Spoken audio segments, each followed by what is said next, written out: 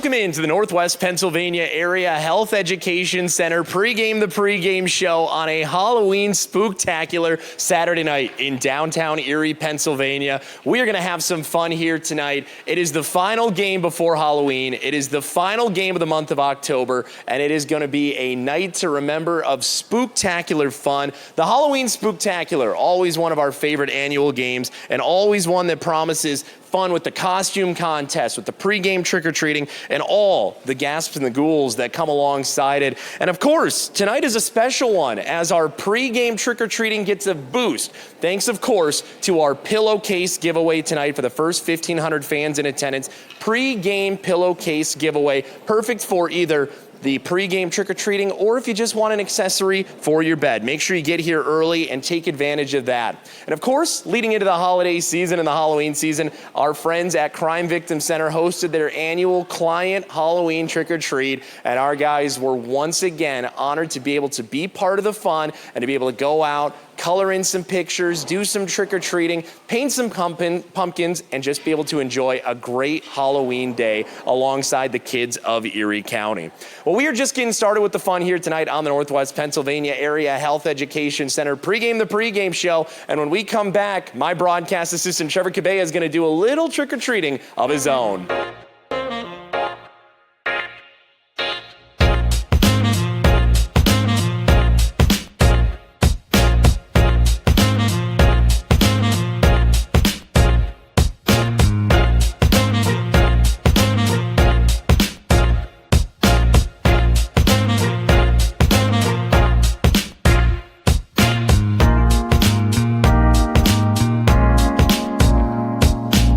When it comes to health education in the Erie region, Northwest Pennsylvania AHEC is the name to know. But what is AHEC? Do they provide education to high school students on health careers? AHEC does that. Continued medical education for professionals? AHEC does that. Training for community health workers? AHEC does that. And even more? AHEC, yeah, they do that. Learn more today at nwpaahec.org. Northwest Pennsylvania Area Health Education Center, advancing Pennsylvania's health through education.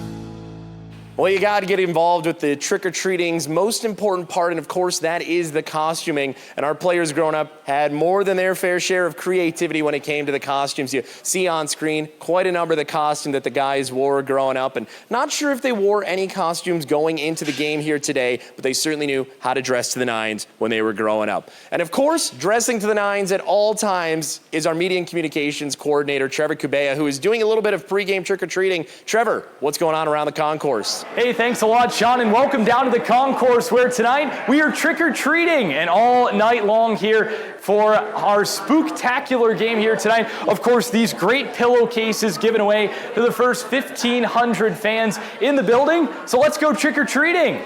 So starting here. Oh, hello. Hello, trick-or-treat. Trick-or-treat. Well, you can have a lollipop and then some crafts. We'll take a couple of these here, and Thank you so much with our friends here at Inner City Neighborhood Art House hooking us up here tonight.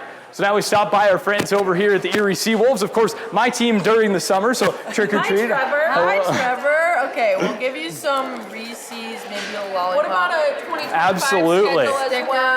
Yeah, we'll hook you up. There you go. Thank you guys so much. So we'll keep on rolling down here, trick-or-treating on the concourse here for our Spooktacular. What a great night here at the Erie Insurance Arena. Stopping by here. Hello. Hello. We're trick-or-treating. Perfect. Thank you guys so much. Our friends here at the Highmark Caring Place. Remember, Children's Grief Awareness Night coming up on November 23rd. Not going to want to miss it. In fact, against the very same opponent we battled tonight in the Kitchener Rangers.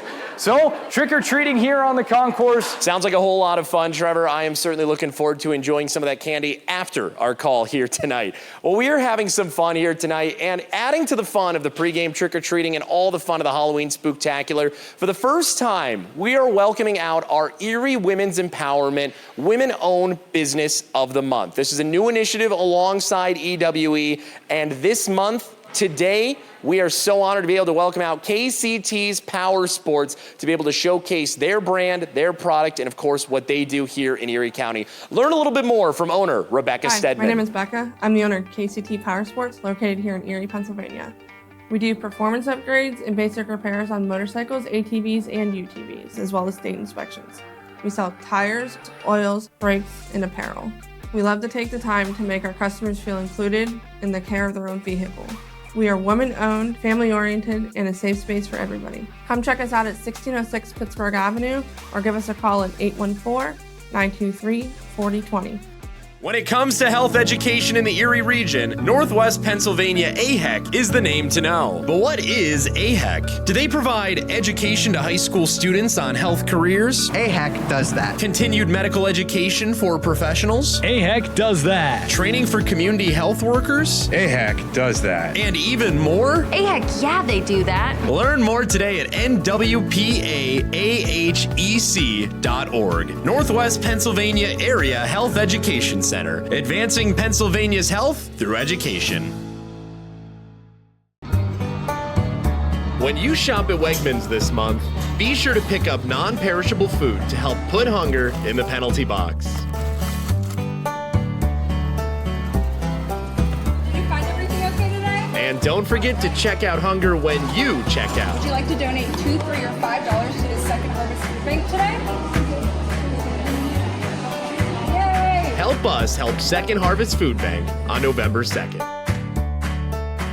Well, we are looking forward to the next time we are on home ice as our Put Hunger in the Penalty Box food drive alongside Wegmans to benefit the Second Harvest Food Bank of Northwest Pennsylvania will get underway. This initiative is going to see how many pounds of food we can provide for the food bank, as well as how many monetary donations we can provide. We are so honored to be able to team up with Wegmans to benefit Second Harvest for this initiative, and we're really looking forward to that fun. Make sure you get your cans and make sure you come on out for our Country Night presented by 93.9 The Wolf, not to mention pop-up cowboy hat giveaway for that.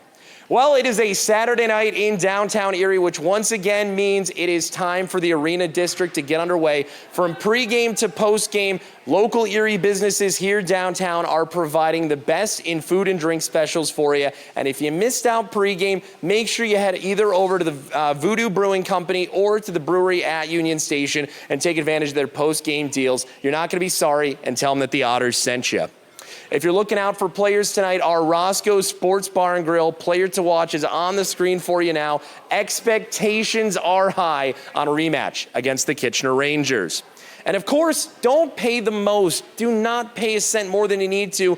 Our BooGo deal is going on right now. Buy one ticket, get one free. There's no better deal on a Saturday night in downtown Erie. Take advantage of that now or at the box office when you arrive. And of course, if you're coming on down, make sure you take advantage of our deal as well. Our merch end of the game over at the Otters Den Team Store presented by Rebich Investment is our Once an Otter, Always an Otter tee presented by Erie Apparel. Soft cotton material, beautiful design, and an Erie business supporting an Erie business. You really can't beat that. So a whole lot of fun. Those are starting at $32. And if you can't join us for the fun here tonight with the pregame trick-or-treating and the costume contest, make sure you still tune in on the Otters Broadcast Network and Otters Radio Network. Trevor and I have got a great broadcast cooked up for you, and we are certainly excited for that one to get underway. Thank you for joining us for the Northwest Pennsylvania Area Health Education Center pregame, the pregame show. Our beautiful rubber ducky balloon and light display is here waiting for you if you're coming out to the game.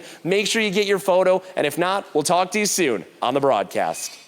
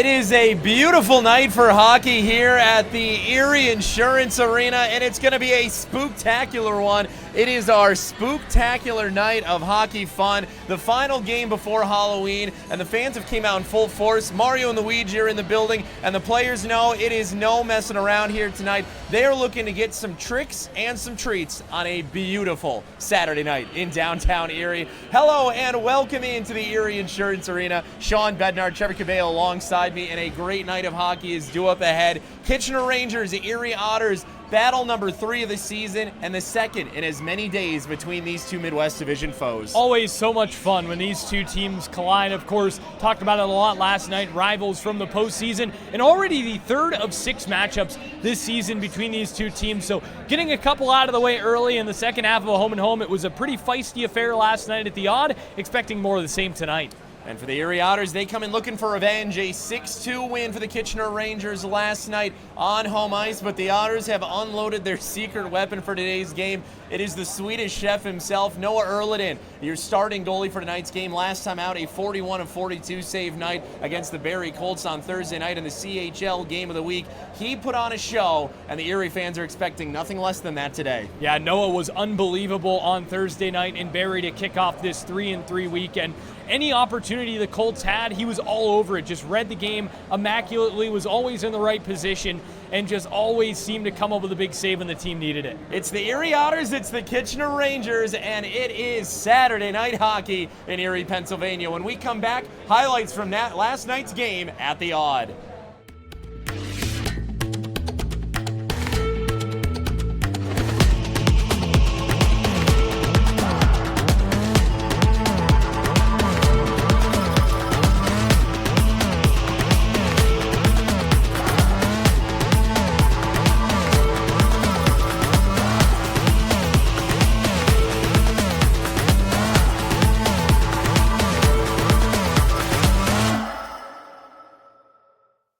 Friday night hockey action at the Kitchener Memorial Auditorium. Erie Otters and Kitchener Rangers. The Rangers would get things started early on. Trent Swick over the line and snaps it past Charlie Burns to get the Rangers on top. Rangers still moving. Adrian Misseljevic, an unbelievable solo effort to beat Charlie Burns, dancing around 2-0 Rangers. Kitchener keeping the pressure on. That is Matthew Lachar with a shot from the top, beats Charlie Burns. It sneaks through.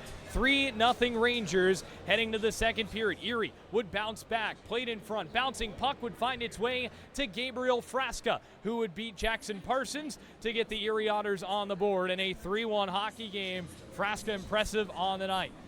Puck in the corner, sent in front, and it would work its way wide to Malcolm Spence, who would go top shelf to get the Otters back within 1. A huge goal for Erie. Rangers, though, would respond. Power play chance in front. Andrew Vermeulen, the former Niagara Ice Dog, giving Kitchener the lead. 4-2 Rangers. Burns out to play it. Just an awful bounce off the stick. Nothing much he could do. Played in front, and the Rangers would take a 5-2 lead. And Kitchener, just unbelievable. And Wes Wolf had his thoughts after the game on the team's effort. So we just got to reset, put this one behind us, and go out and execute. Like I said, I thought our execution was not at the standard that we would like it to be tonight. I think it's not passing up the shot opportunities that we have. I look at the odd man rush in the second period where Carey tries to make the extra pass to Martin.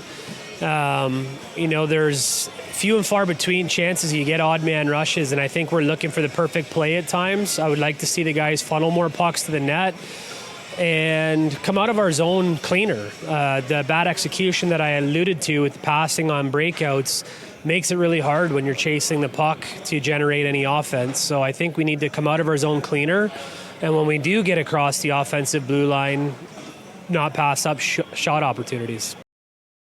So for the Erie Otters, ultimately not the night that they wanted, and especially going into that game against the Kitchener Rangers, higher expectations, especially knowing you had a 5-2 victory. But boy, Kitchener's probably playing the best hockey of anyone in the Ontario Hockey League right now. Last regulation loss, if I'm not mistaken, September 28th against the Windsor Spitfires. We talked about it a little bit last night on the broadcast. It was a kick-in-the-mouth kind of game, and it's a rude awakening. They lost 12-2 to Windsor, and since then, one loss at all, and it came in overtime to the Sioux Greyhounds. So impressive for the Rangers, and now they've got points in 10 straight games after that loss back on September 28th. So the Rangers are playing red-hot hockey. They've won 5 in a row coming into tonight's contest. Again, that last loss, as you mentioned, came at the hands of the Sault Ste. Marie Greyhounds a couple of weeks ago. And anytime you're not losing games for a couple of weeks, well, things are rolling just fine for the Rangers. They're coming off of a home-and-home series with the Guelph Storm earlier on last weekend, now a home-and-home with the Erie Otters. So they're familiar with this type of setup. Erie here tonight, they're going to have to play a physical game, though, to match the speed of the Rangers here, try and take them off of their game, because Kitchener, we saw it last night, so quick in transition, and they can just turn you over quickly. And for Erie, you're coming in knowing that this is the last of what you have left in the tank.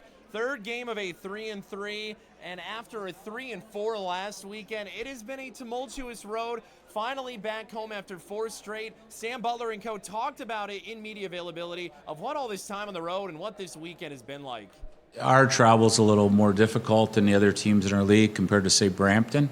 But it's just one of those things. I mean, we play Kitchener on Friday, and then we're back here Saturday. So that's the one thing I've noticed since I came to Erie, to be honest, is, I don't know how to say this politically correct, but it's not my style to be politically correct. But the way the schedule is, we play a lot of home games after playing away games, which really takes away the home ice advantage. And I know our administration has worked hard this year on trying to get us on the road for a bunch of games, but then, down the road, hopefully at home for a bunch of games. Recovery is really important, and especially we played 3-4 last weekend. Now we have 3-3, so get a good recovery, make sure to sleep a lot, and then just be ready mentally. I mean, it's a lot of games, but that's just how it is in this league. So everybody plays a lot of games. It's not just us. So obviously it's a little different. We play a lot of games on the road now. So especially the part of getting ready mentally and physically, it's going to be really huge. And hopefully everybody does a good job at that. And you just take it one day at a time, though. So we're gonna do our job, and we're looking to get some wins out of here. So no matter what the outcome is, we're gonna come put our best foot forward. OHL Live on CHL TV. What a goal by Michael Mesa! Every goal. What a rip! Every save. What a save by Osner! On every device. Doesn't get better than that! Here's the rookie. Schaefer shoots and scores! In every market. Back in Seneca scores! All season long. Green Tree went through! Green Tree scores! Subscribe now at watch.chl.ca. OHL Live, the home of every OHL game. Welcome back into the Otters Hockey pregame show, and welcome into another edition of Across the Ice, previewing tonight's opponent, which is a quite familiar one to many Otters fans, the Kitchener Rangers here in town. And so glad to be joined by the head coach of the Rangers, Jussi Ahokas. Coach, thank you so much for taking some time to join us. Oh, great to talk to you guys. No problem. Well, early on in the season, obviously, but this is already the third meeting between these two teams and the second of a home and home. What is the preparation like for you guys going into a home and home, and how does that maybe differ seeing the same opponent twice in the span of 2 days as opposed to maybe preparing for a different team? Well, we like it. It's gives like the playoff setup. So you play against, and then you kind of adjust. You get to adjust how you play after the first one. Of course, we do our normal pre-scouts before, like this week, before the Friday's home game. But it's actually good, the opponent, and then you can do little changes on your game if you need to. So it works just fine. I like them. They're good to do them sometimes between games. For you guys, obviously, you kind of turning things around, a little bit of a slow start for you guys, but what have you liked about your group and how you guys been able to climb right up the standings? I think we're a hardworking team. We play our team game where we'll play as a team, and we have to play as a team if we want to win, and that's the kind of the big thing for us. Well, we've been doing all right. We'll take all the points. All the games haven't been that good, but still we managed to get points, and what's important. The points, what you get right now are the same what you make, what you can get in April. So they're as important. So We've been happy. We had a decent start, and we want to keep going. You know, a team that kind of working in the younger direction, what have you liked about some of the young guys that you guys have brought along and have been stepping up over the course of this early part of the season? Well, I think our 07s, Cam Reed and Luca Romano and Tanner Lamb, they've been doing good, and also they've been we gave them big roles, and we want to keep building them up. Of course, it's hard for a 17-year-old to have the top roles on the team, but they can handle it, and they have to keep getting better if we want to be good. We want to be successful, and all in all, our team, we have a lot of young players, but they've been working well. And if we play as a team and they keep working day by day and just keep getting better every day, that's kind of our motto.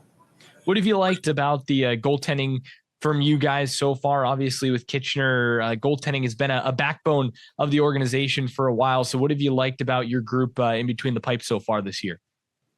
Well, I guess our first weekend we take off, our goaltending's been good. We have Parsons, a good overager, who's a really solid goalie who can play really well. And then we have a 16-year-old Chobs, who's coming up and played also good games, and he has a lot of talent.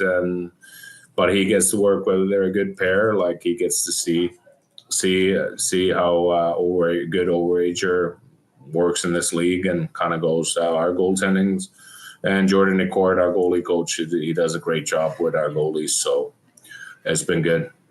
You know, you mentioned some of the younger guys stepping up and taking some of the big leadership roles, but also a couple of veterans still around. What have you liked about the veteran leadership within your locker room so far?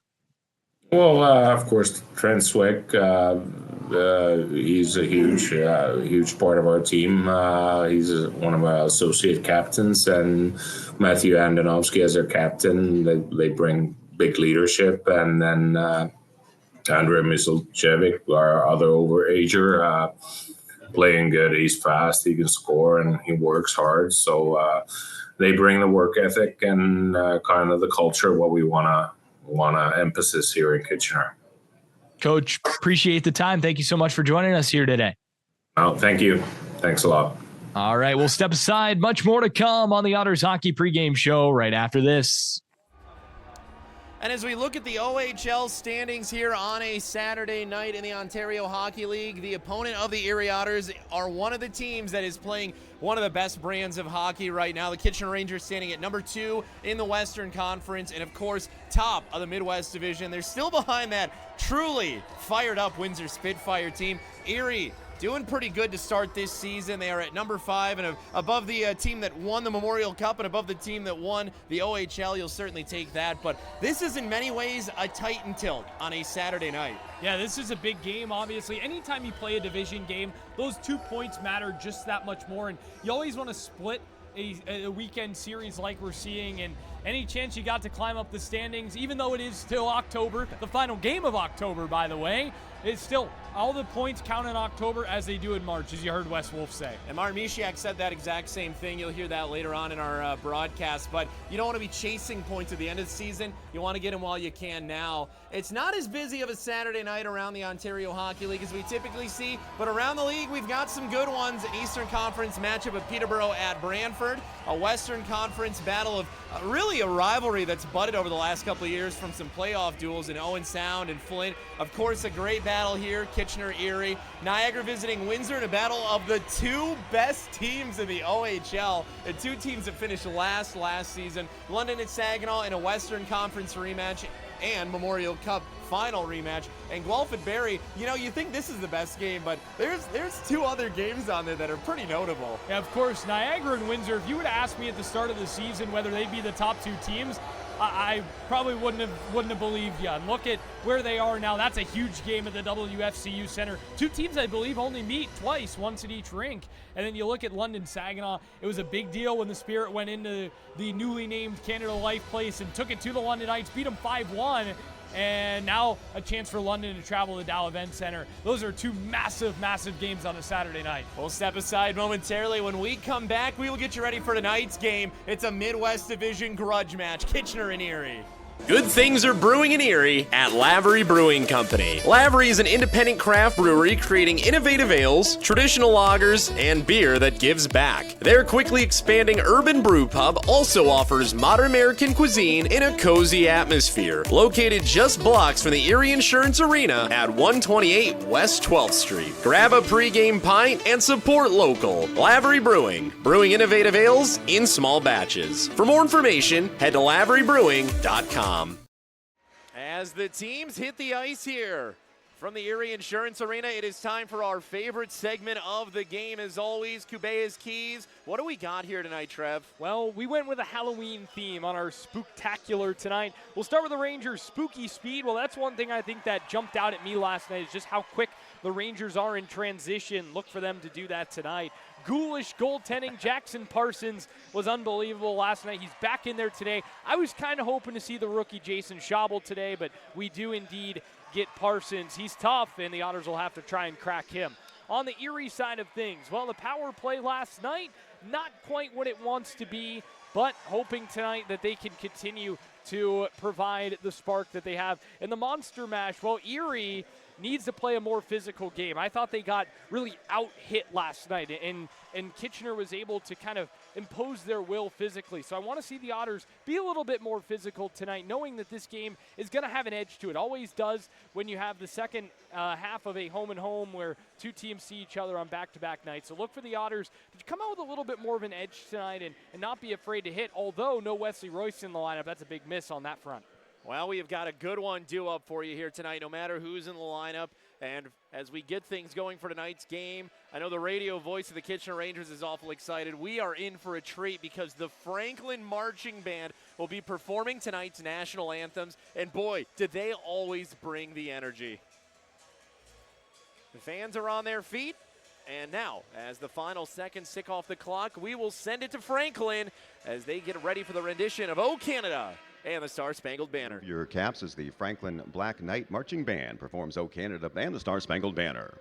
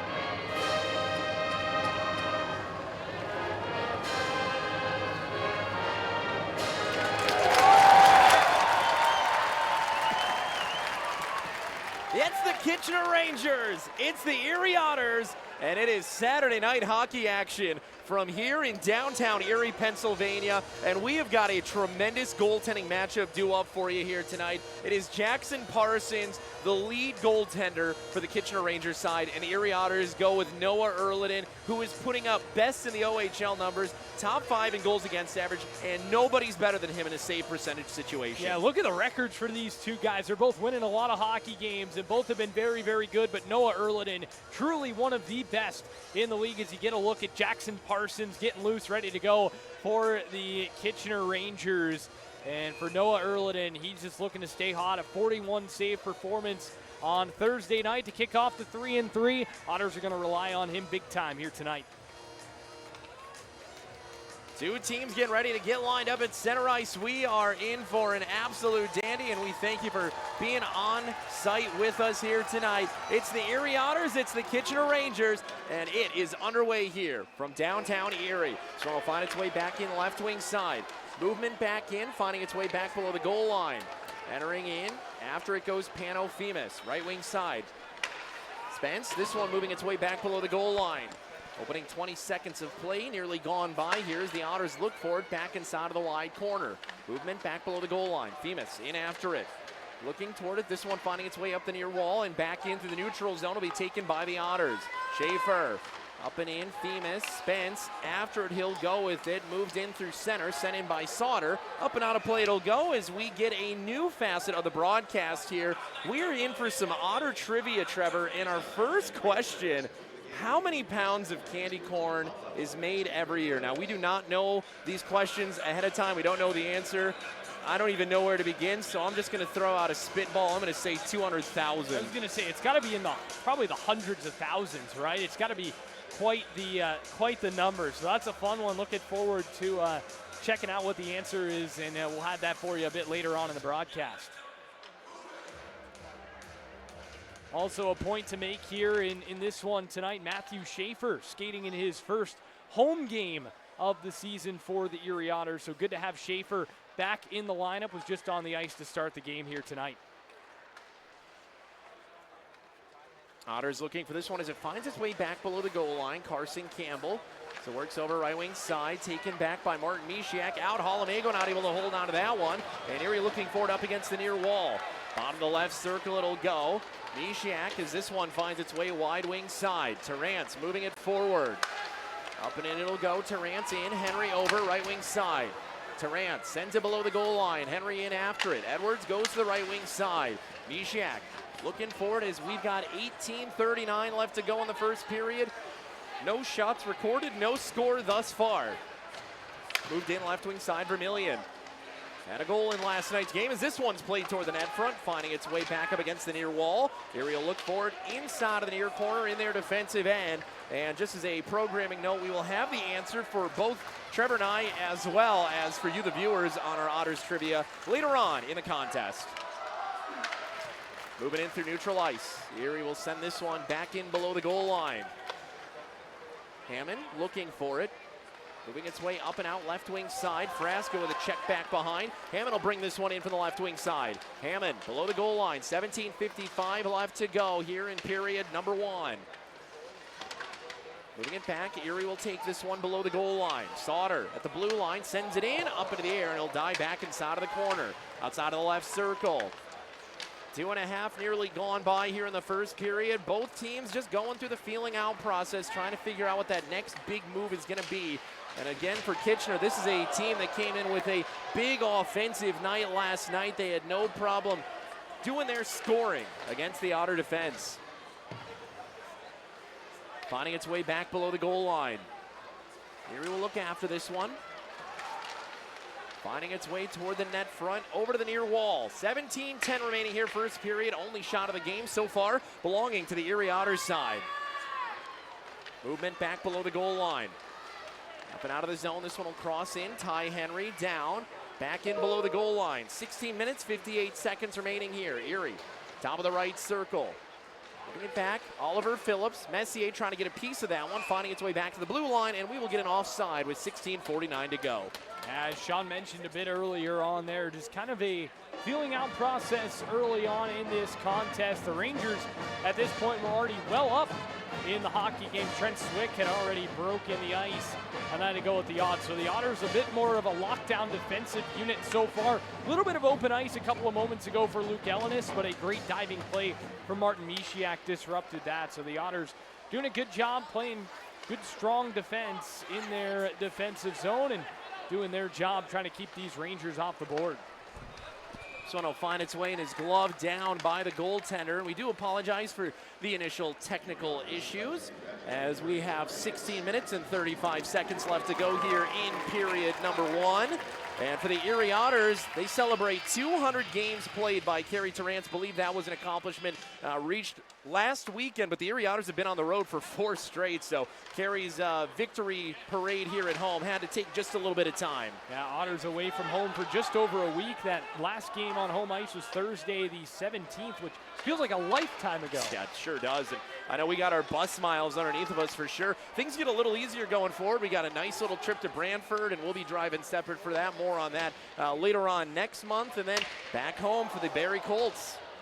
So it'll find its way to the blue line, jump out of the zone, moving its way back into the defensive end, and trying to jump over is Adrian Misseljevic. Boy, howdy, has he had a great season. Leading scorer on this team as the Otters are going to find themselves to the penalty box for the first time with 15:55 left to go. And this is where trouble sort of brewed last night for Erie. They were 2 for 3 on the PK, but it was the one that did strike that started to turn the tides back in the Kitchener direction. Yeah, the Otters had that 2-goal deficit. They trimmed the deficit to 1, then took a penalty, and Alexi Davio, the guilty party here. Holding was the call, so Davio to the box. I think it happened behind the play where Davio had clutched onto a Ranger player, so now Kitchener onto the man advantage. Good chance for them to try and get on the scoreboard early on. So Alexi Davio sits in the box, and the Erie Otters will go on the logistics plus penalty kill early on here on home ice. They send this one down the ice, and it's the same old bread and butter that we always talk about. Erie's so successful on the penalty kill because they just don't do too much. Yeah, the penalty kill, and it usually starts with that. Win the faceoff, quick clear right away. We saw it a lot last night, although the Rangers did get 1 to go. Erie's PK has just been great. Ellenis below the goal line. He had a goal in last night's game. Bottom of the right circle. He sticks it outside of the hash marks now. Moving its way up top of the left circle. Diricolo inside of the near corner. Gone with its Tanner Lamb.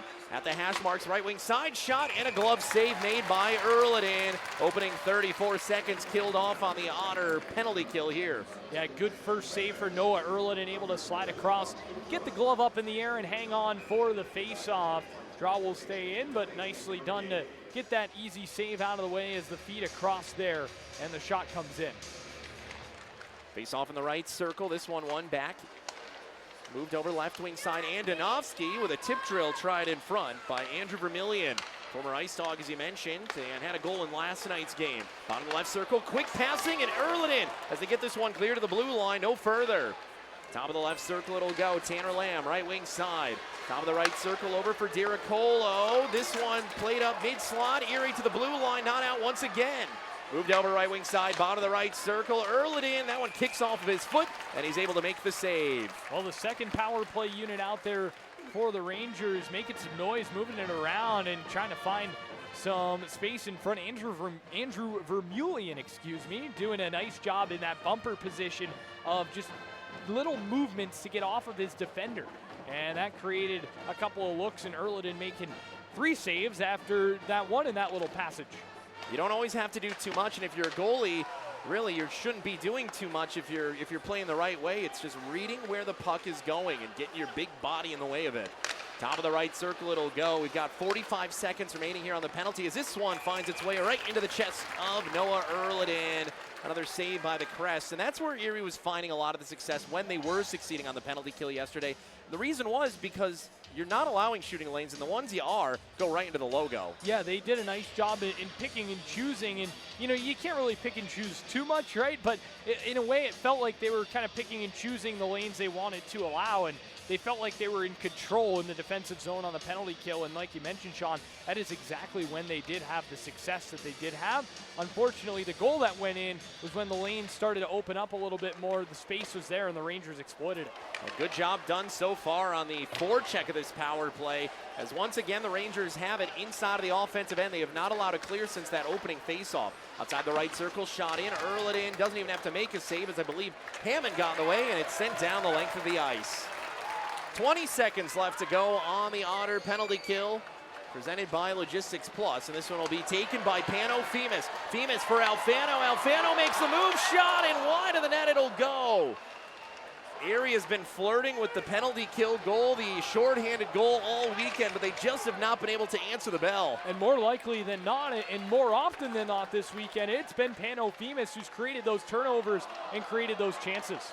Out of the zone, this one will go. Penalty does come to an end as Davio joins back into the Otters' efforts. Erie inside of their defensive end looking for it with 13:40 left to go in the opening frame. Back toward the blue line and out of the zone it'll go.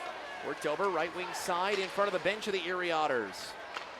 Movement forward, nice grab down here from Trent Swick. He was an impact player last night. And speaking of impact, Ty Henry, a little bit of just desserts, and he knew it was coming after he got disrespected a little bit late in last night's game. Yeah, great step up from Ty Henry. He read that beautifully. Misiljevic had his head down. Got to pick your head up when the train's on the tracks. Ty Henry rumbling through. And his father was a CFL player, and a pretty dang good one at that. He was at the game last night. I'm sure he said, you know what, throw a few checks tomorrow, why don't you? Femus below the goal line. Also, Andrew Henry, just the nicest man. Yeah, said hello to him here tonight before the game, actually, so making the trip down. Up against the wide wall, this one will find its way back in through the neutral zone. 12:50 remaining in period number one. Shots of balloon 6-1 in favor of the Rangers as Terrance brings it down in front and lost it on the right side. 6 shots all on that power play opportunity for the Kitchener Rangers, and taking advantage of the opportunities when they get them. Yeah, anytime you get 6 shots on a power play, you're hoping one will go, but Rangers doing a nice job to create looks and get shots on net. So it'll find its way over wide side as Davio passes it up for Ambrosio, taken back at center, and moving north with it come the Rangers. Worked in right wing side. This one will move its way back top of the right circle. Rebound opportunity in front. Noah Erlin comes up with a save, and the Erie Otters are getting a little bit of extracurricular activity. Terrance has got somebody, and as well, Lucas Ambrosio getting mixed up in some of the extracurriculars. Well, you saw Kerry Terrance last night set the tone a little bit with the physicality when the Otters were getting out physicaled a little bit, and Terrance there at the buzzer able to send his man into the wall. We'll step aside. More Otters hockey coming up on a Saturday night in downtown Erie.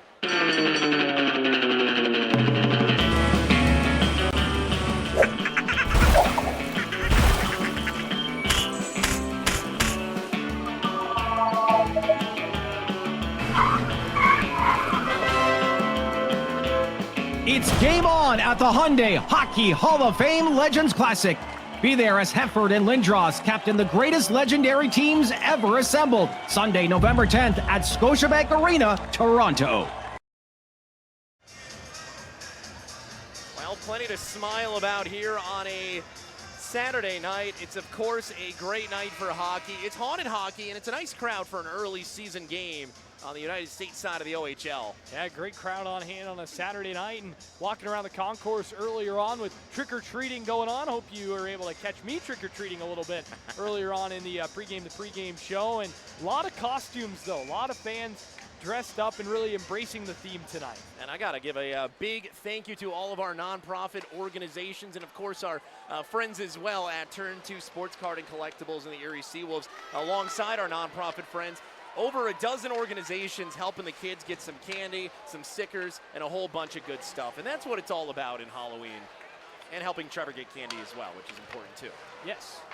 Below the goal line, Erie inside of their offensive end. 11:45 left to go here in the first period. And the Otters will take it right in the net front shot. And Parsons with a save. Best opportunity so far, albeit only the second shot for Erie. And that's usually more the bread and butter that we just did not see from the Otters last night. Well, it fell to the stick of Alex Messier. We got to scrap Jack Clark.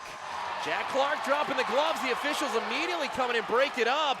And this one's Matthew Lachar, who is dropping the gloves.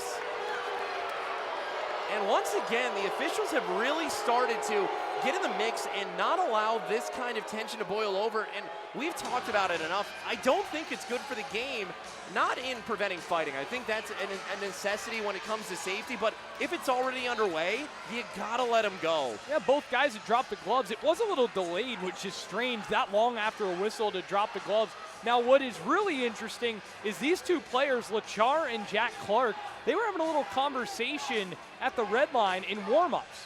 And it seemed very friendly, and all of a sudden you see those two dropping the gloves. So I wonder if maybe they're friends off the ice, but enemies on it. And Jack Clark, love to see that from a young guy, right? A player who's trying to make a name for himself and go ahead and try and stand out a little bit. And there's a good way to do it. Not the biggest kid in the world, good hands, and why not try and drop the gloves? And unfortunately, they do not let him go. It's a shame, too. Now we've got Lachar and Clark. Lachar, who had a 2-goal night last night as well, by the way. They're scrapping still, at least verbally, in the box. And again, I'm all about player safety, especially in a league that does have minors. And you don't always want to see the optics of a 16-year-old fighting a 20-year-old. But if it's evenly matched guys and they're doing it the right way, get in the mix if it becomes too dangerous for player safety and health. But otherwise, you're asking for trouble, especially in a game that has started to see, or a weekend series that has started to see tensions already boil up. That's one way to be able to relieve it. Well, and both guys agreed to go. It looked like a pretty mutual thing over on the far side. So when both guys dropped the gloves, not like one was dragged into it, let him go. Entering in, Trent Swick, great entrance pass, and he'll find its way back top of the left circle. Moving and shooting, Cameron Reed, as that one gets saved by Erliden. Does not go out of the field of play. Cameron Reed, Malcolm Spence, and Matthew Schaefer will become very friendly with each other at the CHL USA Top Prospects Challenge in Oshawa and in London, as they both made it for Team CHL. Well-deserved honors for those three young men. Top of the right circle, shot in. This one kicked toward the net front, and the Otter defense is able to set it to the blue line, not out of the zone. Movement back below the goal line. Misseljevic, Sauter throwing a few checks, not so friendly down there. This one will move its way. Cameron Reed backhand, jumping and going back below the goal line. 8-2 shots in favor of the Kitchener Rangers. But this one will find its way back out to neutral ice, and Reed will just send it back around. Once again, a good job being done in this game early on. Forecheck for the Kitchener Rangers. They are suffocating Erie in their defensive end. This one will go down for an icing. 10:04 left to go in period number one. And the Erie Otters will find themselves back inside of their defensive end. Yeah, that pressure that the Rangers have been able to put on has been very impressive, and a good job by them to keep Erie penned in. They're leading in shots on goal right now, 9-2. So it's been really all Rangers, and if not for a very strong start, as we have come to expect from Noah Erliden, this scoreline could look a lot different. Erie doing a nice job of trying to fend off the storm as the Rangers continue to apply pressure. Erie trying to create some havoc of their own, but they are once again behind for the second straight night in the shots department, and by a pretty healthy margin. 10-2 as you see on our scoreboard here. And for the Erie Otters, they'll move this one back inside of their offensive end. Below the goal line, this one will find its way up the wall. Worked over right wing side. Spence, left wing side, shot. Net comes off. And the fans are going to make some noise about this one.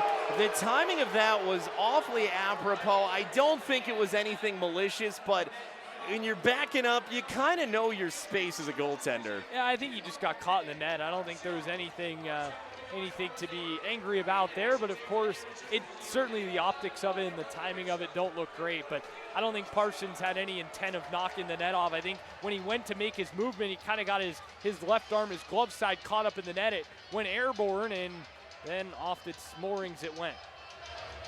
You know, sometimes they say it's not a bad play if you are a goaltender, if you are trying that too, because like you said, more times than not, you're going to get the benefit of the doubt. But if you know a situation like that, an east to west play, you kind of know where your shoulder blades are. Again, I don't think anything malicious by any stretch of the imagination right there, but we've certainly seen goaltenders do it in the past. Yeah, and if you're stealthy enough about it, well then you're not going to get called more often than not. So if you do it in the right way, it's not a bad tactic to use. Top of the right circle, Erie back inside of the offensive end. 9:12 remaining here, period number 1. Shots 10-2 in favor of the Rangers, but Erie sticking around as they try and get some pressure in their offensive end. Misiak can't feed it back cleanly to the offensive line, or the blue line for Davio. Outside of the right circle, it'll find its way back. And chasing after it goes Dylan Edwards. Edwards all tangled up. Martin Misiak in the mix as well.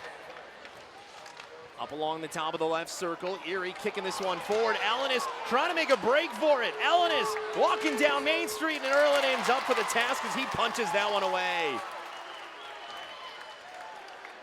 Top of the left circle, it'll go now. That's the 11th shot for the Kitchener Rangers, and they are once again keeping their offensive flow and pressure well and alive. Well, Luke Ellenis flying in on a breakaway certainly is a nightmare fuel for Otters fans after what he did to end the series last season. That was at the other end of the rink. This time, Noah Erlinen steps up, make the stop.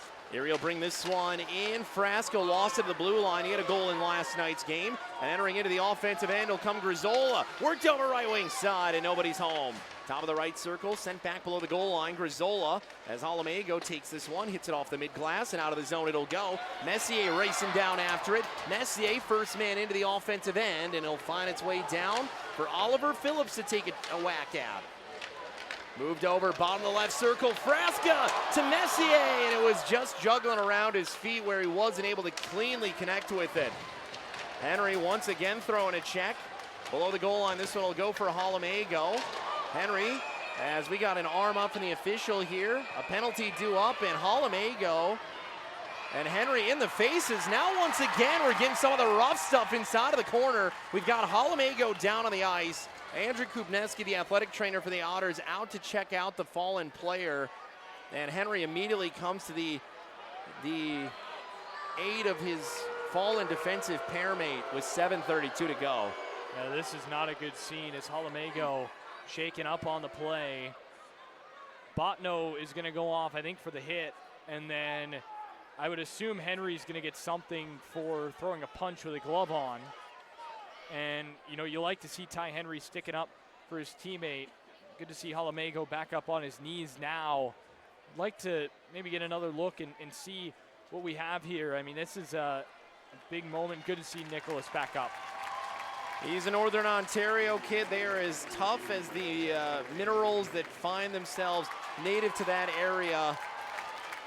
And a 5-minute major has been assessed to Justin Botno. Of course, that is barring a review, and you have to call it a major to be able to get that review. But this, first and foremost, before anything, you want to make sure about the player's safety here. You want to make sure that they're all right. But secondly, you want to make sure you get the call right here. And this is when player safety does take effect. And the officials will make sure they get the right call. They'll look at all the angles, but a scary scene, to say the least. Yeah, very much is. And Halamego right down the tunnel. So hopefully he's going to be okay. He's been a rock defensively for the Erie Otters over this season. And hopefully he is going to be all right and be able to return. It'd be a big miss for Erie in the defensive zone with how stout and how strong he is. Now, of course, headsets are on. They'll take a look and see what we can get and see if maybe we can get another look here on the TV side of the hit. Here we go. Kind of, oh yeah, it came up a little high there. Did Justin Botno, and yeah, the head off the glass. Just, oh, that is tough. We'll see. That's a tough one because I don't think he had too much intent there. I think for me, Halamego was kind of bent over, and because his knees were bent there, he was a little bit lower, and that kind of measured up well with Botno's shoulder and ended up being the hit there. So hopefully Halamego is going to be okay, and we'll see what the decision is here as we get another look on the replay. Yeah, shoulder to head. That's the part that certainly doesn't look great for Justin Botno. From a neutral perspective, it didn't look like it was intentional to go after the head. I think it was just a matter of Halamego was a little bit crouched over toward the puck, and Botno came in and made an aggressive play. It's a hockey play. It's unfortunate the way that it had to occur, but I don't know. again, you talk about the player safety element of it, but I don't know if this is going to stand as a 5-minute major. Yeah, this is one they're going to take a lot of looks at. I don't think there was anything malicious at all in this hit. You take another look here on the replay side. Yeah, I mean, it's shoulder to head, and his head snaps back off the glass, which is always just not a sight you want to see. And so hopefully, first of all, hopefully Nicholas Alamego is going to be okay. Second of all, this could go either way, because you could say that the hit itself was certainly a tough one, but also not much intent. Well, Botno has been released from the penalty box. He will skate over toward the dressing room of the Kitchener Rangers, and it appears at this juncture with 7:32 to go that this is going to be the end of the night for Justin Botno. So they saw enough to be able to say shoulder to head was intentional. It's major penalty worthy. Obviously, the Otters will enjoy this power play opportunity, but at the potential loss currently of Nick Alamego. Yeah, you can see exactly why that was awarded a 5-minute major. Again, it was one that could have gone either way, but now you have a big chance. We talked about the power play needing to step up for the Erie Otters. Well, here's a huge chance to step up for the Otters. Rangers need to get somebody in the box. That's what the delay is over. Lachar is in there, but that was for the fight, in quotes, with Jack Clark. So the Rangers will have to send a player into the penalty box, and still debating. But again, here is a massive opportunity for the Erie Otters to get on the board, and not only just get on the board, but establish a little bit of a lead here. We'll see if they're going to be able to do that, as the officials appear happy with the situation and good to go. Face off in the right circle, so Lachar will remain in the box to serve this penalty for Botno. And Erie will get a 5-minute major opportunity here and a 5-minute major power play. Erie can score as many times as they want to on the major power play. Working its way back, Schaefer quarterbacking. This one loose in front of the net, finding its way back below the goal line. Opportunity here for the Erie Otters, to say the least. Down the ice it'll go, and early alleviated pressure from the Rangers side. We saw a lot of that last night from this Kitchener Ranger penalty kill. They were terrific and played keep away at times from the Otters on the power play. So it'll find its way back, worked over right wing side. Themis in, Alfano in after it. Themis back below the goal line. Mishiak lets it go by. Erie will look after this one. Mishiak taking it. Themis up outside of the right circle, working it back to Schaefer. Schaefer's first goal this season came on his first power play. It's a few days ago. Themis at the blue line, works it down to Rance, trying to get this one on a juggle puck. Perfect pass back to Schaefer, and just missing it wide. 6:29 to go here in the first period. Worked over, wide wall, discombobulated pass, works its way out. Trying to jam it through is Sam Alfano, and the defense is able to answer for the Rangers. Top of the left circle, move down, bottom of the left side, shot, one-timer, Parsons in position. Broken stick for Carey Terrance, and Themis will take it. Themis back at the blue line. Schaefer winds up and rips off the goalpost, maybe the crossbar too. Entering in, Otters back on the rush. Good job by the foot of Elenis to get a block there. Not a strong pass by Themis. And onto the Otter bench it'll go with 5 minutes, 53 seconds left to go. Erie starting to figure out the passing situation, but they've got to get themselves in a better position here offensively with 3:22 to go on the man advantage. Well, this is already miles better on the power play than what we saw last night, as the Erie Otters working on the power play here. So the second unit gets a chance. How about that shot from Matthew Schaefer? That was a laser beam that was headed for the top corner, and unfortunately the crossbar got in the way. So a rocket from Schaefer, just really leaning back and leaning into that one, letting it fly. I'd love to see a count of how many bars and posts as we get another look here at the shot, and yeah, that's an absolute rocket. I think it hit the corner where the post meets the crossbar. Sometimes you'll get lucky and that'll work gravitationally to bounce inside of the net, but for the Erie Otters, the post has not been a friend this weekend. Yeah, they've hit a lot of posts over this weekend. Carey Terrance had that big one shorthanded last night in Kitchener, and now I think they're reviewing whether this would have gone in. There would not be immediate timeout on the power play. Review. Well, as you heard at the tail end there from Dean Pepicillo, PA voice of the Erie Insurance Arena, we get another look here in Arena. Yeah, it didn't go in. No, you take a look just for the sake of being able to take a look, but yeah, that one was immediately out. There was no in about it. I'm surprised this is one that they didn't just review while the play was going on and then not even ask for it. Oh, here's the slow-mo. Great job by the team. No, that hit no part of the inner anywhere. And we are back underway here as we got a face-off in the left circle. So you might as well look, but yeah, no cigar. I don't even know if you call that one close. Back below the goal line it'll go. Spence worked in the left wing side. Top of the left circle shot. That one blocked. Dribbles its way back below the goal line. Erie going in after it. Hits off of the side of the net. Let's go Otters chant gets going as the Otters try to get going. At the blue line, Davio wheeling and dealing as he reels this one back down. Bouncing in front. And the Erie Otters trying to get a little bit of that Bayfront bounce going their way. No luck as Parsons snuffed it out. Well, with Wesley Royston out of the lineup tonight for the Erie Otters, that means Alexi Davio, a defenseman, is jumping in on this second power play unit. So you've got a more of a two defenseman setup, which is relatively rare on the power play. So always interesting to see how when a power play player is taken out of the lineup, how you change things up. And for Stan Butler and Wes Wolf and company, they decide to go with Davio, who's spending some time quarterbacking when Schaefer was out of the lineup. And Alexi Davio, as you'll hear later on in our off-the-record tease with Alexi Davio, he's always considered himself a very offensive player, so not surprising to see him take a role like that. Back of the blue line, 2.5 minutes and change left to go here for the Otters on the man advantage, and Kitchener is weathering the storm. They've allowed just 3 shots thus far. Well, without Wesley Royston on this second unit, it takes away the element of that big guy in front of the net that the top unit does have with Sam Alfano. Royston was playing that role where he would go to the net front, try and provide screens, and then try and work for deflections and rebounds. So without him, kind of a tough miss. You like to have a guy like that on a power play. 4:40 left to go here in period 1. Puck goes up and out of play, and the Otters will have 2 minutes, 6 seconds left to go on their man advantage opportunity. As well, the face-off in the right circle.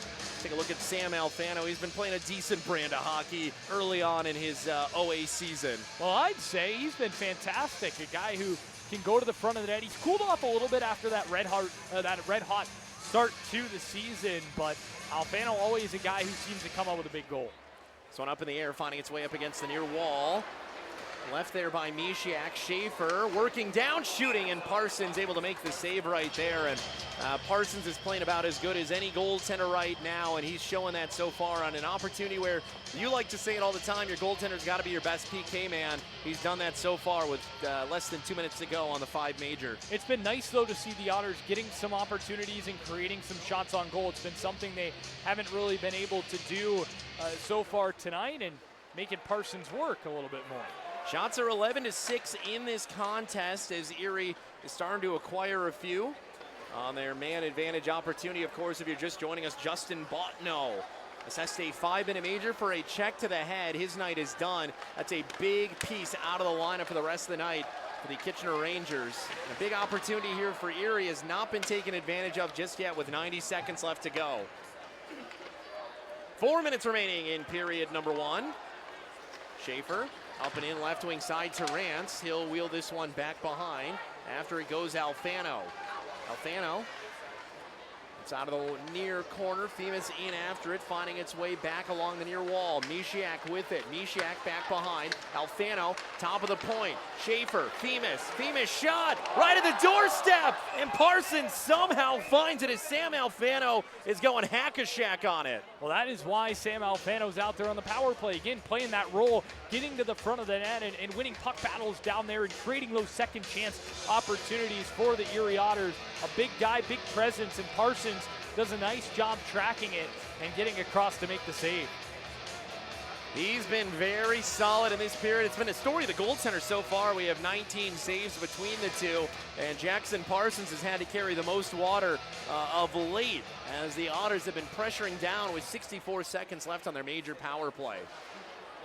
Davio works it inside of the near corner. 3.5 minutes remaining here in period number 1. Erie looking to take advantage of this power play. Huge opportunity. Frasca works it over left wing side. Edwards, as that one's blocked unintentionally or intentionally, but unknowingly. Davio shot. That one tracks its way toward the corner and is sent away by the goaltender. Top of the right circle, Spence working it over left wing side. Back after it goes Edwards. Spence is able to get to it. Couldn't feed it back behind cleanly for Edwards. Davio tries to get to it. Frasca as well. Henry goes into the corner. Moving its way up the near wall. Out of the zone it'll go. Final 20 seconds of the power play opportunity here for the Erie Otters. Moving its way back to the blue line. Henry through traffic and Parsons with the save. 12 seconds left to go on the Otter man advantage. And they have opportunities still here to score, but this is going to be, barring, of course, an Otter goal, a humongous kill for momentum from the Kitchener side. That'll be major for the Rangers, no pun intended, if they can kill this one off.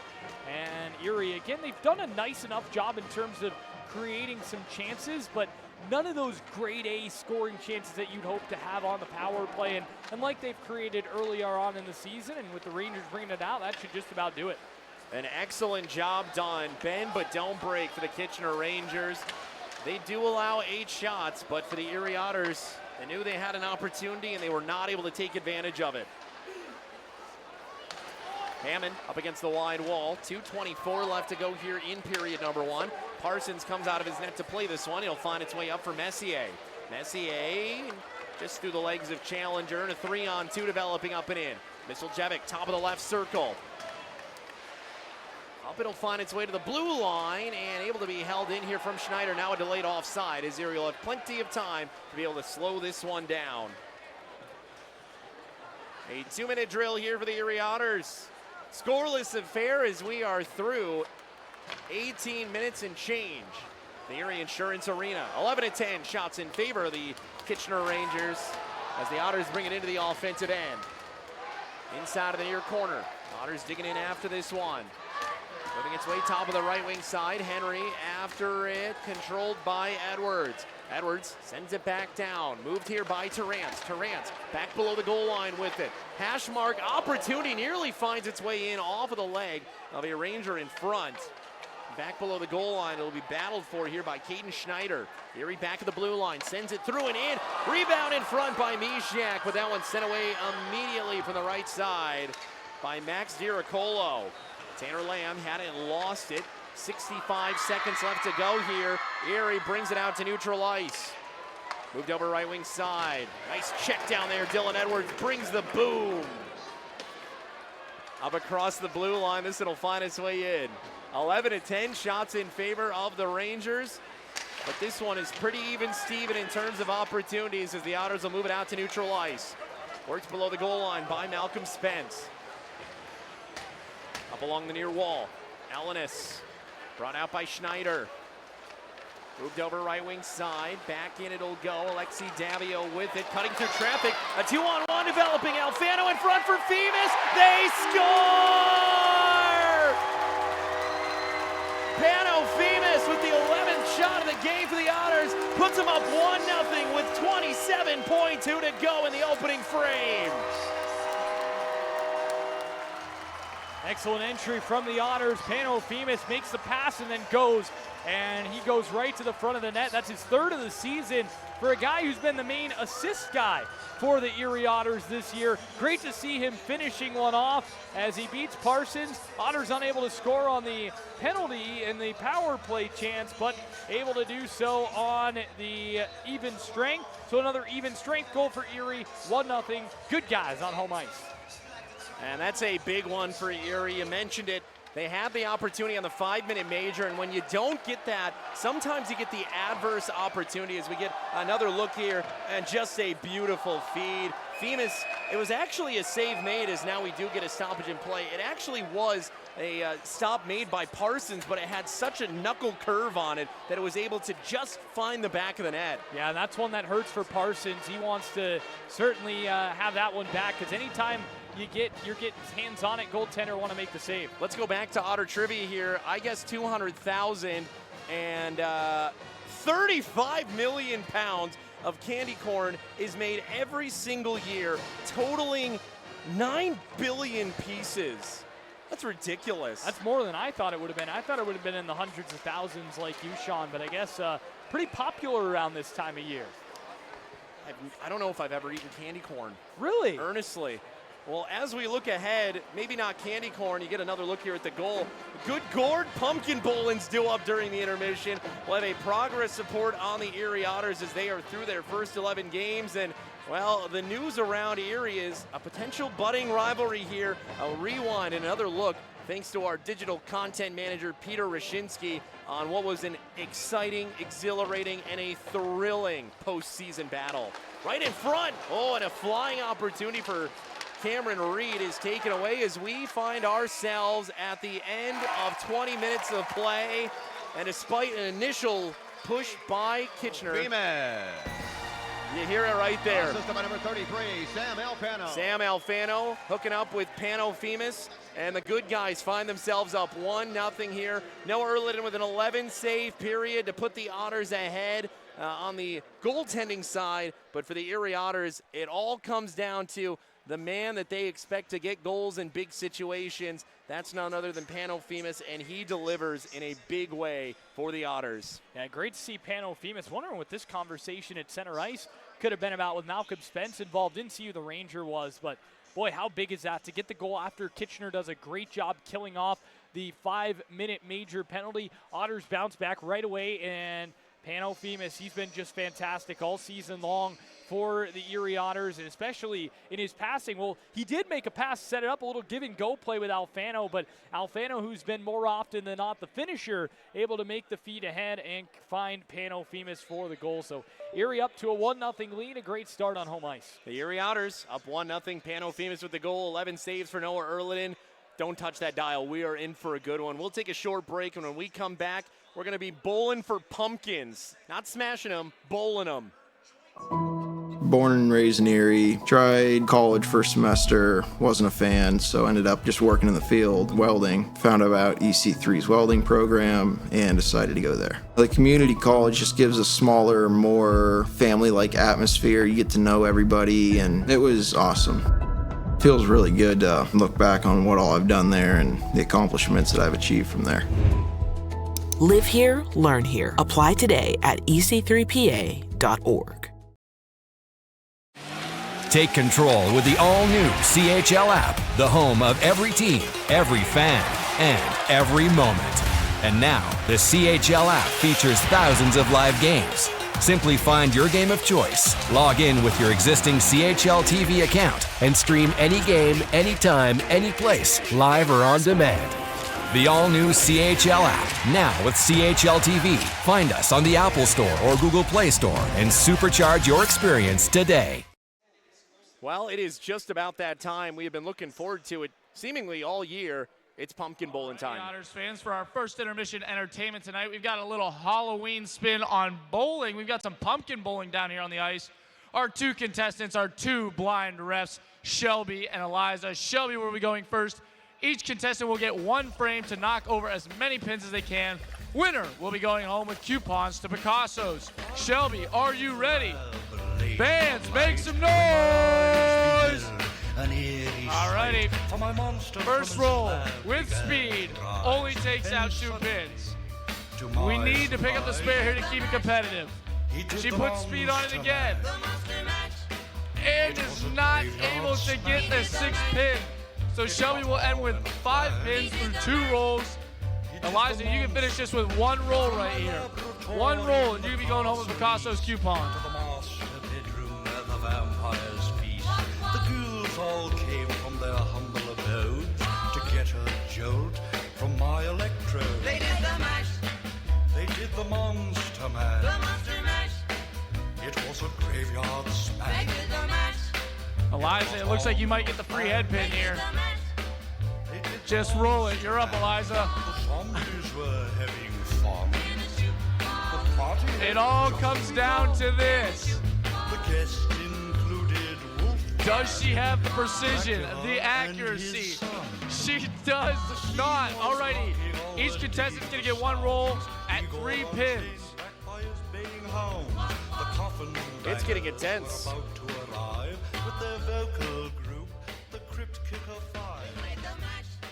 They're playing the MASH, by the way. This is by far one of the best holiday-themed songs. I believe it was a #1 as well, way back in the day. The radio used to be such a wild thing. Unbelievable. Here we go. Out from his coffin Black's voice did ring. All right, pretty good. No, I think we're just going to give it to Shelby unless we can get a quick frame up here. Oh, you can't just finish it like that. Come on, we gotta get it going. We gotta see how this one closes out.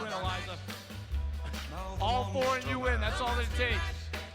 And it's a graveyard smash. All right, down Main Street. And it's how dramatic of a finish. It's like Highgate at the Super Bowl all those years ago. We lose the feed at the last moment, but if you just joined us, boy howdy, what a finish here. Pumpkin bowling, living up to everything that it's worth. We'll step aside momentarily. When we come back, we'll talk about some actual hockey stuff.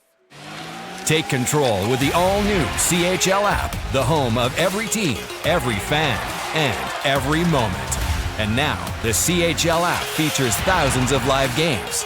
Simply find your game of choice, log in with your existing CHL TV account, and stream any game, anytime, anyplace, live or on demand.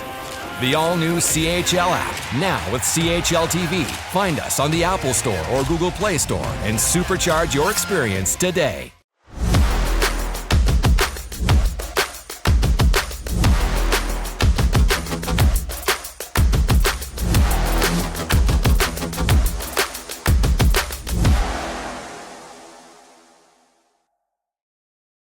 We're a little different team this year than I've been last year, so I think we're expected from ourselves to be in this position, if not better. So obviously we're in so much better situation than last year that is good for us to get this start and then not having to chase something at the end.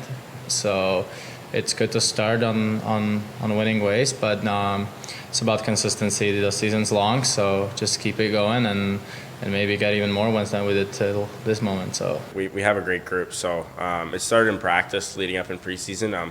We obviously had some guys gone at NHL camps, and then when they came back, they had some huge contributions. So it's easier to start in front than behind. So we have high expectations for ourselves. So we're just going to continue to chip away at it every day. And for the Erie Otters, well, you can't be too upset about the way that things have started. You know, you've taken on some good teams. You down to the Kitchener Rangers already once this season. You down the London Knights. You went into Flint and Barrie, two tough places to play. You found wins. And right now, your top 5 team in the Western Conference. Again, it's a small sample size, and we'll say that. It's 11 games. I did the math. We're 16% of the way through the season, so we've got 83.5% still to go, but again, points in October, points in September, points in November, they count all the same as the ones when you're chasing that playoff spot at the end. And for the Erie Otters last season, it was going to be either they finish 8th or 5th, depending on how the last weekend went. Could have made that a lot easier with a few wins early in the season. Exactly, right? You look at what these games mean. Well, it could be the difference between, going into the last season battling for a playoff spot or having that playoff spot wrapped up in the middle of March or even earlier. So these games are huge, especially these division games. Anytime that you get to play your divisional opponents, you play them each 6 times at least for the Erie Otters and how their schedule works out. So you've got to find ways to win these divisional games. You've already split so far with the Rangers. You want to take this one, though. Take that 2-1 series lead. They'll be back in November, and then I believe we don't see them for a little while after then. So it's pretty crazy to get 3 games out of the way against the divisional opponent. But, again, you got to find a way to win those divisional games. Yeah, and these are the big ones. These are where it's throw the stat book, throw everything out the window, because it doesn't matter what happened in game 1 or what happened last night. Again, at this point yesterday, Erie was trailing 3-0, and now the Otters have went down in shots 10-2, even it back up to 11 all, and they lead 1-0. So you can't predict these kind of things, and that's what makes divisional games and budding rivalry games so good. And this one has certainly turned into something of a very exciting, new, young, it's just kind of a developing rivalry. It really is, and for 2 teams that didn't have any playoff history, all barring one series, I believe in 2005, to come back and have a really entertaining one with plenty of emotion and plenty of stars on display. And you look at how it's gone, it's become a great little rivalry, Erie and Kitchener, and really a fun one as well. They're a team that we enjoy seeing, a building we enjoy visiting, which is always a plus. And, to have a little bit of history, right? History is why rivalries exist. So now that you do have a little more of a recent playoff history against this opponent, well, that means that a little bit more of a rivalry is starting to build itself out. So it's been a fun one so far and a fun rivalry that has begun to build between these two teams. And again, they see each other a lot. And, you know, the more you see a team, especially the second half of a back-to-back like we've gotten here today, well, that second game's usually pretty aggressive. And I think we've seen that a little bit. I mean, you had a 5-minute major, some stuff after whistle, a fight that should have happened that didn't. So you're seeing kind of the little bit of dislike that has really shown itself over the last year or so. Familiarity breeds contempt, and it certainly was the case in an intense playoff series last year. Digital content manager Peter Rashinsky sits down with Trevor and, of course, looks back at an intense playoff rivalry last season.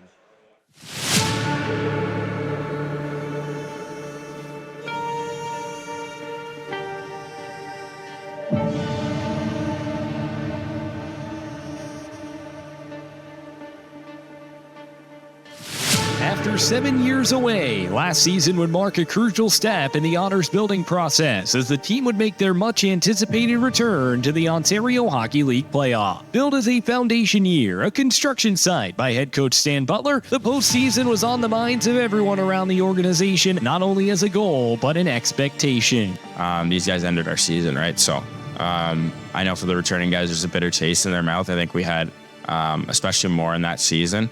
It was obviously like Stan and Pano said, it was a good start. For the past years, we had a little drought of just not even making the playoffs. So obviously playoffs is one of our short-term goals, but we really think we got a good group this year that can push it far. So hopefully we can just continue that in.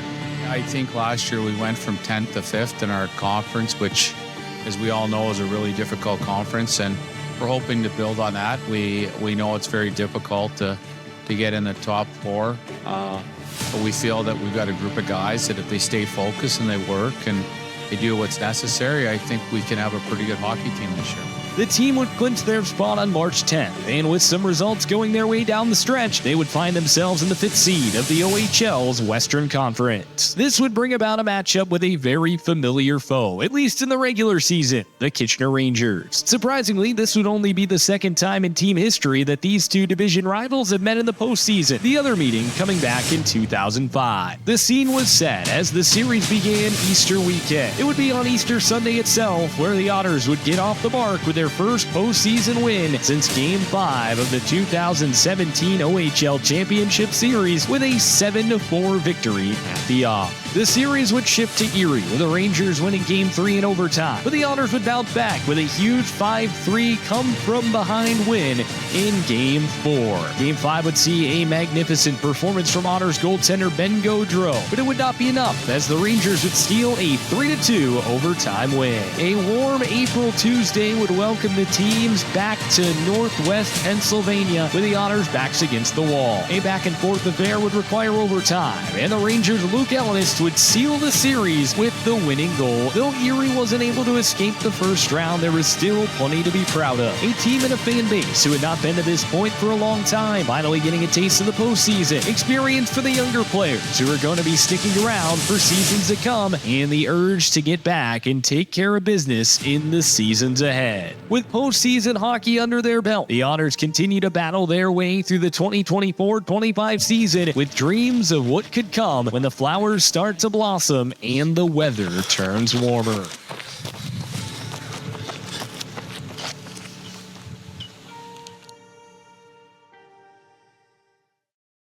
Most people don't recognize me when I'm not in uniform, but when I carry my Erie Bank card, I get treated like gold. Experience better banking with Erie Bank.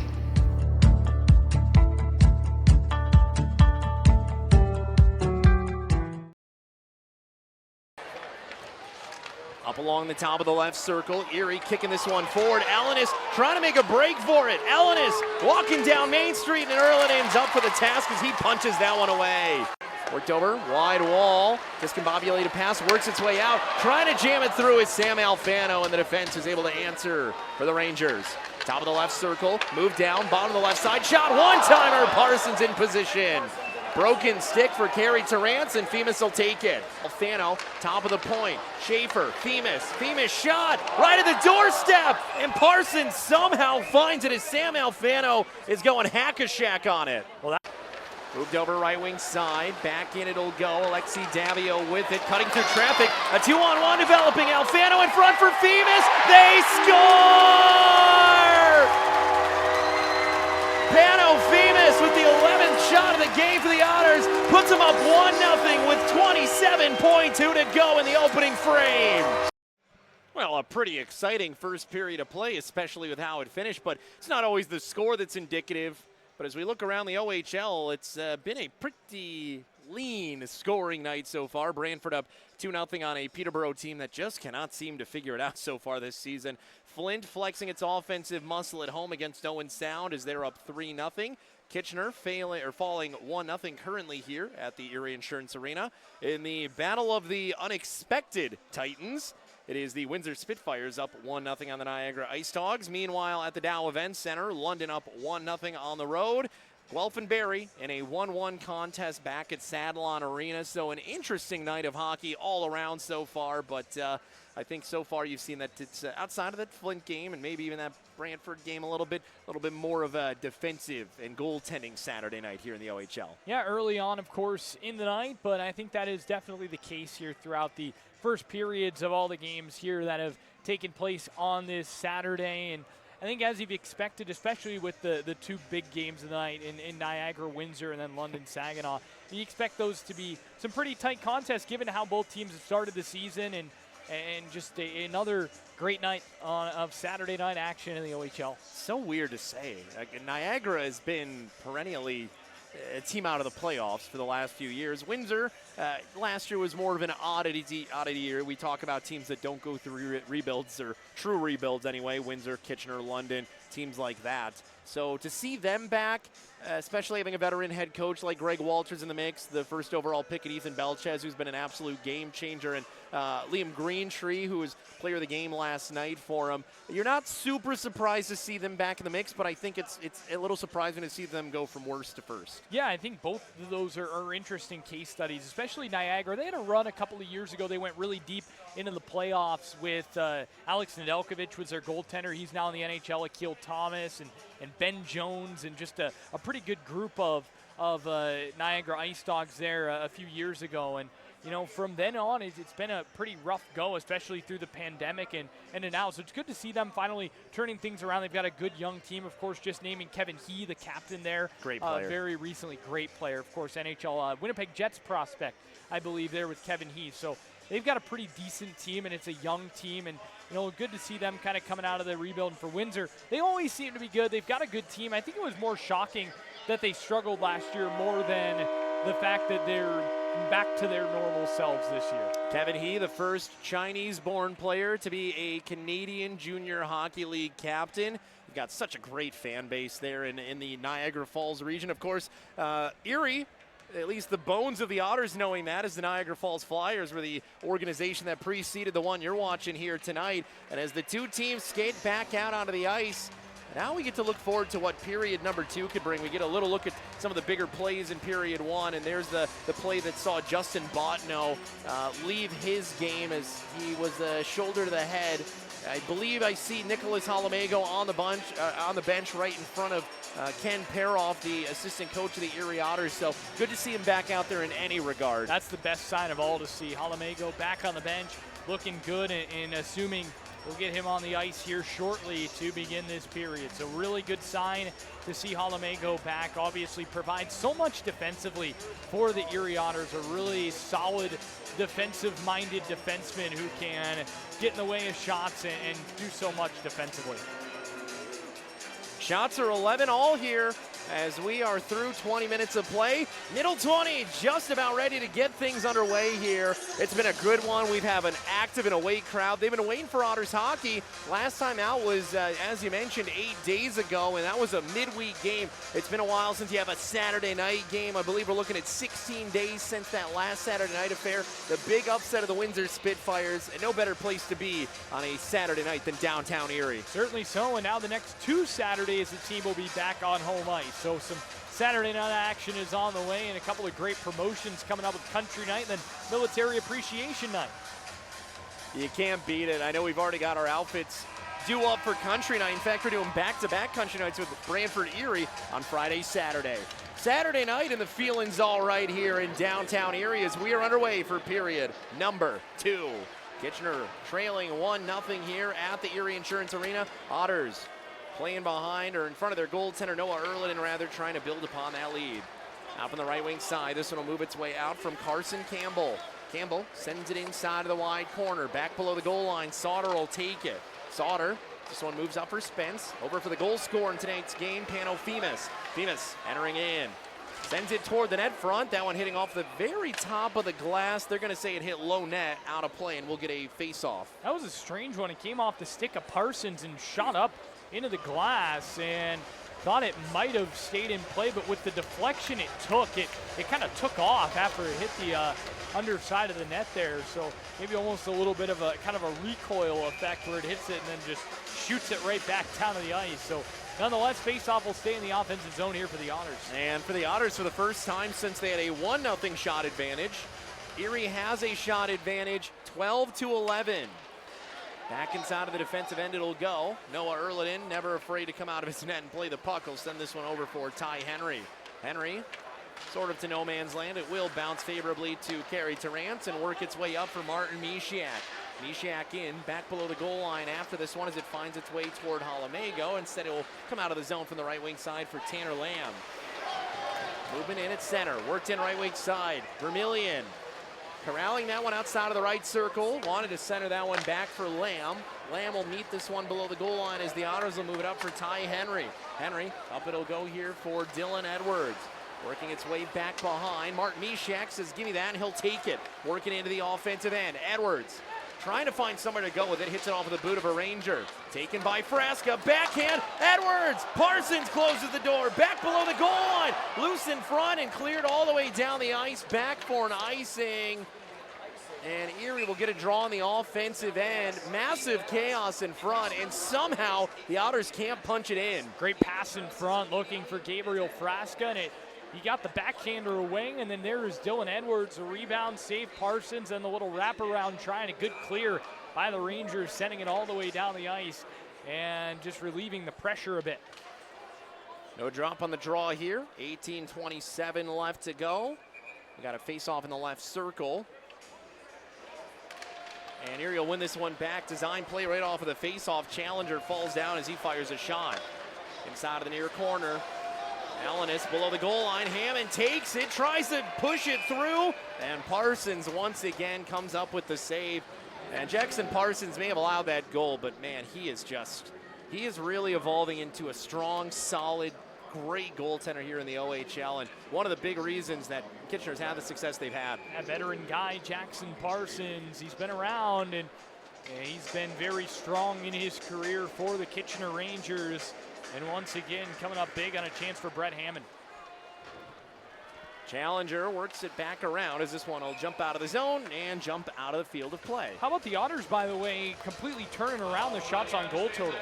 Now up to 15 on the day. They were getting outshot, I believe, 11-2 at one point, and they've really turned that around with that being a pretty strong total of, 13 straight shots for the Otters. So really impressive work for Erie. I would say so, and from the Otters' perspective as well, this is just the kind of game that they expected in the latter half of this one as it finds its way into the blue paint. And how about the Ranger defense as Parson gets crunched down on? They're able to find it back and send it out of the zone. They've done it now 3 straight shifts. Yeah, Rangers feeling a lot of pressure from the Otters there, and again, good work by the defenseman. And we talk about power play effect. We saw it last night, right, for the Otters. They didn't score on their power play, especially that first one, but immediately after the power play ends, literally while the power play is ending, they score their first goal. And Erie didn't strike on their 5-minute major, but it gave them the confidence of saying, okay, we can get shots on net. We can create offensive opportunities. And they were able to get 6-7 of them, and then they were able to take over the game. And now an offensive zone possession as they continue to try and build upon a 16-11 shot advantage. Schaefer all the way back at the blue line. Puck jumps in the air. Looking back after it goes Messier here, up against the wide wall. Sauter throws it on net, hits off the boot of Messier. He didn't even know it. Out of the zone it'll go. 17:05 remaining here, period number 2. So happy to have you here alongside us on the Otters Broadcast Network. Final weekend of October here in the Ontario Hockey League, and it's been an entertaining one so far tonight as this one goes down, and we'll be back for an icing. Yeah, pass a little bit too far in front of the Otter player, Oliver Phillips, looking to make his way forward. So draw will come back in the defensive zone for Erie as the puck was ice. So again, the Otters kind of similar to what we saw last night. The crispness on the breakout, not quite there on that rush, but it's been a much, much better overall effort here tonight.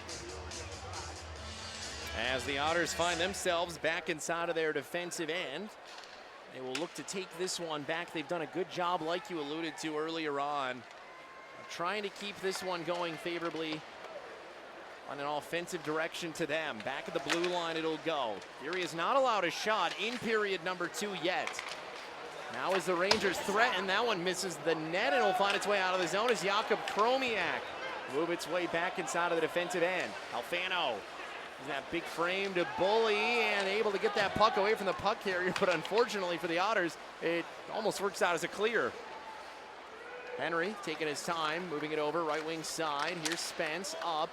Passes it off the Otter bench. Wanted to feed it to Panothemis. Not cleanly, though. 16:05 remaining here in the second period. Rangers trailing 1-0 as Panothemis put the Otters ahead. And a point we didn't even mention on the goal, it was in the final minute as Themis fires a shot that gets set aside. And how big of a backbreaker those goals late in the period are, especially for a team that feels like they played a better first period than the Otters. Always big to get a goal late on in a period, go into the locker room with plenty of confidence. This one will find its way in offside. 15:40 left to go. And you got to give the credit where it's due here for the Erie Otters, certainly. I know we've talked about it here, but they have not allowed a shot. They have not had to have the man you're seeing on screen right now in Noah Erliden make a save here in period number 2. And they are taking over this shot category. I believe it was 10-2 at one point. So now a 14-1 shot advantage in the recent stretch. And for UC Ahokas, you have to start wondering what happened. The energy was sucked out of the room after Bodno went off. Yeah, it really was, and Erie has done a nice job, like you mentioned, and back to your point of creating some momentum by using that power play, and it got them a goal, and hopefully, while they're on top here, because you know Kitchener's not going to be down forever, while they're on top, you got to try and find another. This one will find its way out of the zone, safely developing its way back down the ice. Erie looking back after it now as they'll move this one right in front of the net. Erliden swipes at it, and this one set aside. The Otter defense able to make a move favorably for their goaltender. Back it'll go. Edwards, lead feed for Terrance, just missing him by a few notches. Vermillion will move it forward. Vermillion, the left wing side, entrance in, finding its way back below the goal line for Cameron Reed. Reed, an excellent young player with high rankings on the Central Scouting Players to Watch, an A-ranked player alongside, again, his CHL USA Top Prospects Challenge teammates in Schaefer and Spence for the Otters. Edwards sets this one out of the zone. Edwards tries to chip it up the ice to himself as he's against Reed.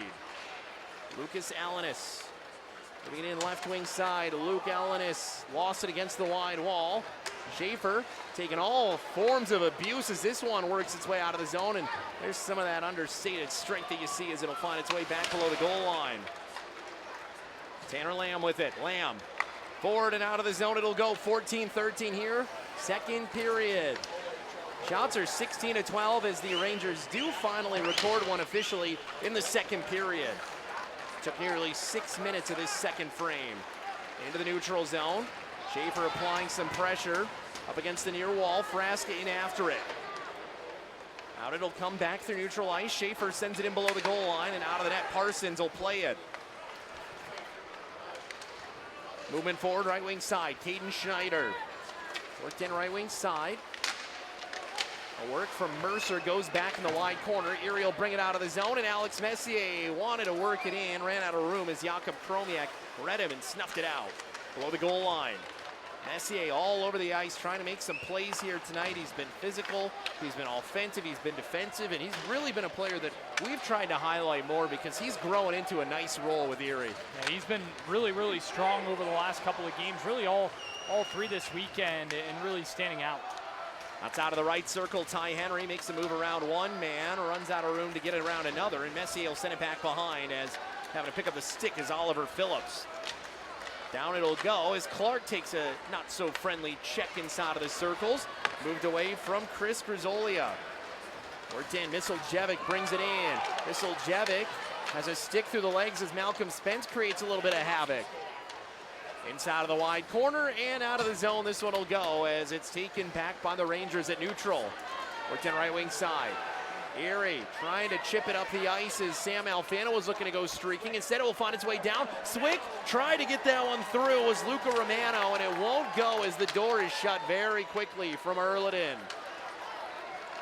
2 shots in this period now for the Kitchener Rangers. It's still a 16-13 Otter shot advantage. Below the goal line, Panofimos in after this one. Out of the zone it'll go. Lucas Ambrosio inside of his defensive end. Ambrosio worked up for Alfano. Alfano, as that one's contested, does find its way back for Femus. Now Davio in on the rush in. Davio in, Spence alongside him, back for Alfano it'll go. Right wing side in front, and Parsons somehow makes a read and gets a stop on a prime opportunity for Panofimos, his second of the night. We will head to the media timeout. Otters lead it 1-0.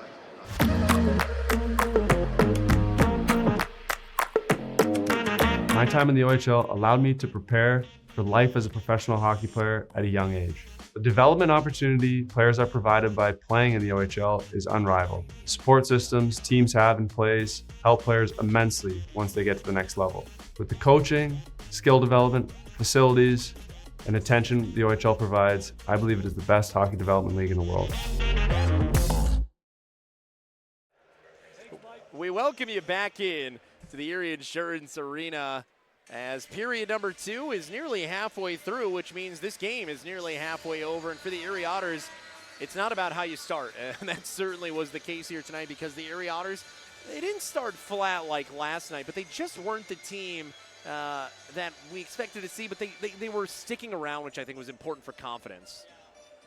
Yeah, last night certainly not their best effort, and tonight they've been much, much better. And a great save from Jackson Parsons, and Panofimos always seems to find himself wherever goals are scored. Usually Panofimos is somewhere in the general direction, and right there another good opportunity and a good strong save from Jackson Parsons, who stopped 16 of 17 tonight. And you get a look momentarily there at the Kitchener Rangers bench, a little befuddled as, again, we mentioned it, they were out shooting this Otters team by a differential of 10-2 at one point. It's 17-13 in favor of the Otters, and Erie's up ahead as the net comes off here. I believe a Kitchener Ranger was not so politely forced toward the net, and Erie will get a draw on their defensive end. Well, Carson Campbell was also tripped up a little bit, but I think he kind of embellished it a little bit. Thought maybe we would see a call go that way as he went down to the ice, and then a Ranger player, as you mentioned, Sean, was dragged into the Otters goal. Luckily, Noah Erliden did a nice job to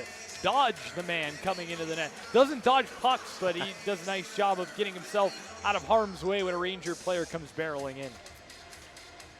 Face off in the right circle. Carey Terrance in the face-off dot, and they will finally drop this one. Finding its way below the goal line, Schaefer with it. 11:34 remaining here in period number 2. Erie up 1-0. Schaefer on a rush in, Schaefer in front. Runs out of real estate, and him and Carey Terrance collided just a little bit as they both crashed the net. Mid-slot, Nishiak can't get the shot off. Schaefer makes a run, and this one will find its way back in. Boy, howdy, what an opportunity for the alternate captains. Oh, we talk about the chances for Matthew Schaefer to pick and choose on the rush. There it was. He jumps into the play, makes a great move, and just denied on the chance. Back below the goal line, this one will go as Erie looks for it right in front of their own defensive net. Erliden with a save, and the Otters are going to find themselves on the penalty kill with 10 minutes and 58 seconds left to go in period number 2. Ty Henry's going to get a check to the head here. He came in quite aggressively down below the goal line, and I think kind of a similar play to the one we saw with Palamago, and Ty not too happy. He's had a rough weekend. Ty Henry. He's had a couple of things go against him in terms of some calls, and of course the high stick he took the other night, and a little banged up. So Ty Henry, he was very frustrated last night, and he'll head to the penalty box here, and a big kill on the way for the Otters. Yeah, this is a major opportunity. The head, time of the penalty 9:02. Henry 2 for checking to the head at 9:02. Well, you heard it there from the voice of the Erie Insurance Arena, Dean Pepicillo. A check to the head penalty, and for the Erie Otters, your penalty kill has been a bread and butter of success so far this season. You're going to see if they can do it again here. Play toward the net front, Romano charging back below the goal line, and out of play it'll go. Erie will find themselves, should remain inside of the defensive end with 10 minutes and 34 seconds left to go. Yeah, well, indeed, and Matthew Schaefer looking a little angry there. Is again, these two teams, they don't like each other, and you see that starting to boil over, a little bit of frustration. So face off back at the defensive zone. Erie will look to get a quick win and a quick clear. Halloween costumes are in full effect here tonight, as we saw a little bit there on our broadcast, and it's been all tricks, no treats so far in this one. Only one treat given out, and that has belonged to Panophemus. And the Erie Otters back in period one. Looked over right wing side, Misoljevic. Spence will collect it, feed it over for Kerry Terrance, and Terrance will get this one played back inside of the defensive end. 10:15 left to go here, period number 2. 1:15 remaining on the penalty against Ty Henry for a check to the head. Romano, as a stick comes flying out of Terrance's hands. Top of the left circle, moving down back below the goal line. Working its way over. Carson Campbell with it. Campbell to the blue line. Cameron Reed patrolling. Reed over. Misoljevic left wing side. Not a clean connection back there with Jakub Kromiak. And another missed opportunity. Terrance without a stick tries a soccer tackle, a slide tackle if you will, as this one goes wide. Out of the zone it'll go. Schaefer says get that out of here, and he punts it down the ice. In the defensive end now, it'll be Cameron Reed taking it. Shots are 18 of 14 in favor of the Erie Otters. We are just past the halfway mark of this game, and it's been a defensive one. 1-0 in favor of the Otters. Moved over right in front. Opportunity at the doorstep, and Luke Ellenis tried to feed it down, but just a misconnection with his man. Back of the blue line it'll go. Little friendly shove back there for Max Diracolo.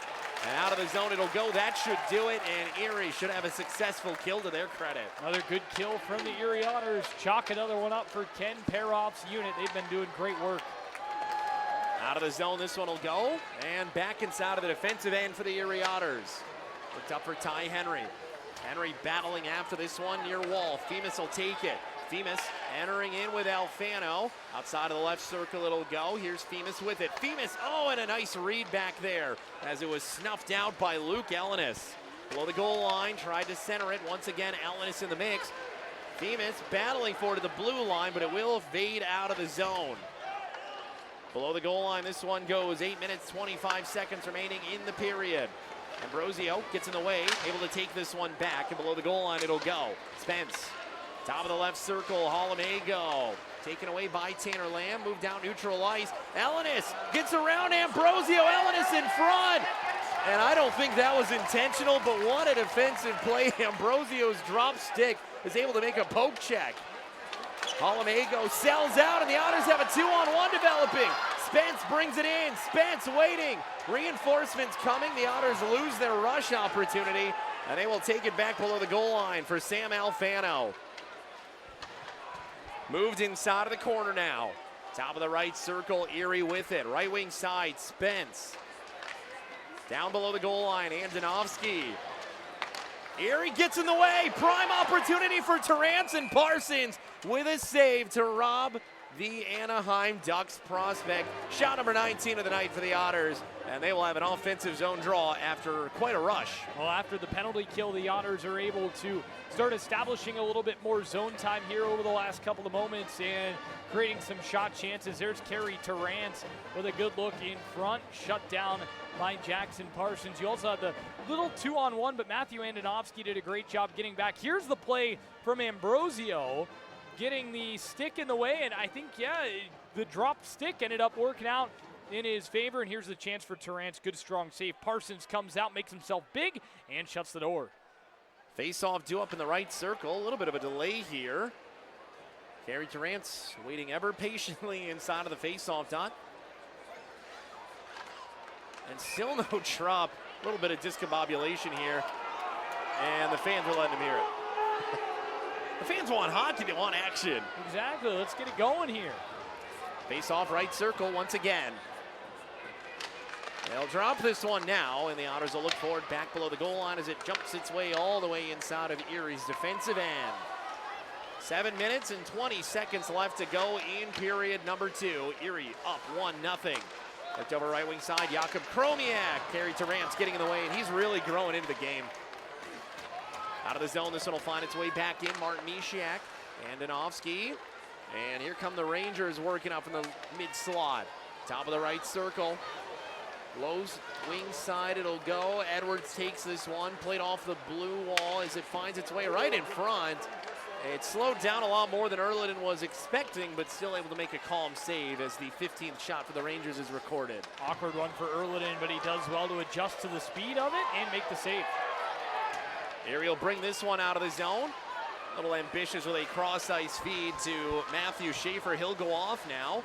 And with 6.5 and change remaining here in period 2, the Rangers are back in their defensive end. Moving its way against the near wall, crossing the red line. A little check thrown down there for Alex Messier, and the Otters will get the puck back in defensive ice.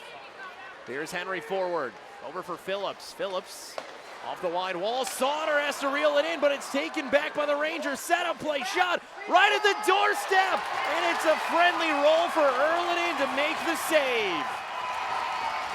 Trent Swick racing in for the Kitchener Rangers in a terrific opportunity. Has a little scuffle down there. Messier and Swick tie up. Great chance for Luca Romano. He just couldn't get it to sit, and he couldn't tuck it past Erliden. Another strong save from the Otters goaltender. Get another look at it. It was a nice setup play. And Romano, even when he was out of position, makes a good move to find it at the feet and still get the backhand. That was Miseljevic who had the initial shot that Erliden was able to turn away. Swick bringing it forward. That's a tough line. Romano, Miseljevic, and Trent Swick, the top group for the Kitchener Rangers. A little bit of everything, a little bit of size, a little bit of speed, a little bit of skill, and certainly a lot of goals to be seen with that group as well. Face-off deal up in the right circle, and Noah Erliden reminding you that even though it's been a not as busy second period, he's still here, and he can still make a presence. Now to neutral ice, and back in the defensive end it'll go. Taken by Cameron Reed. Under 6 minutes left to go here. Quick moving second period as well as the first. Shot in, Erliden falling backwards with the reverse windmill. Femus is grabbing at a player in front now. And that boiled over frustration continues as blue shirts and white sweaters grab in the left circle.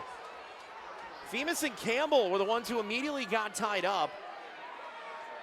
Ty Henry once again in the mix as well, and Campbell's being escorted toward the penalty box as the door opens. Femus will join him. 5:46 left to go here in the second period, and the frustration just continues to grow between these two teams. Yeah, it certainly does. Two teams that obviously are not big fans of each other, and I think they just got a little bit too close to Noah Erliden there, and that was what sparked the frustration of the Erie Otters. But Erliden, what a great glove save, reaching out as far as he can to hang on a little windmill effect as well. So what a great stop from Noah Erliden. He's been strong in the hockey game, and how many games have we not said that? I think there's no way that there's been even two that we've said, wow, you know, Noah Erliden, bit of a quiet night for him. No, he's been just unbelievable in every game, it seems, for the Erie Otters, and doing it again here tonight. Rangers look like they're starting to grow into the game a little bit more. They're starting to create a little bit more on the rush and do what they did more of last night, and that, again, was create off of the rush and use their speed. So we'll see if the Otters can continue to defend it.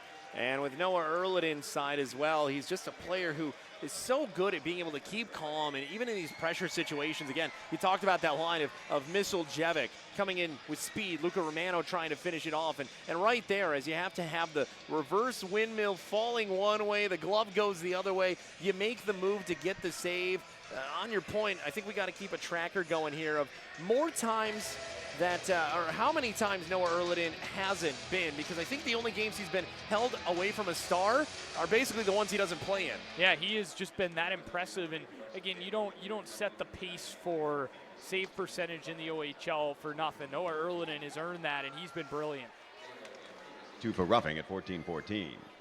So roughing are the penalties, and we will play 4-on-4 hockey here with 5 minutes and 29 seconds left to go in the second period. Well, the goal line, 4-on-4 hockey has been where the Otters have really flirted with the opportunity to scoring, but it's slowed down a bit of late, at least from the production of last season. And it's kind of a weird one. It favors a team that's speedier and more wide open, but it's not a power play and it's not a penalty kill. Moving its way in, Schaefer walking down, Schaefer falling down. Penalty due up here, and it'll be a delayed power play for the Erie Otters as it'll go back below the goal line. Top of the right circle. Henry, Misiak, oh, what a move, Misiak, shot in, rebound, still loose in front, Edwards trying to put it home, and back below the goal line it'll go, as we will get ourselves 4-on-3 hockey with 4 minutes and 44 seconds left to go.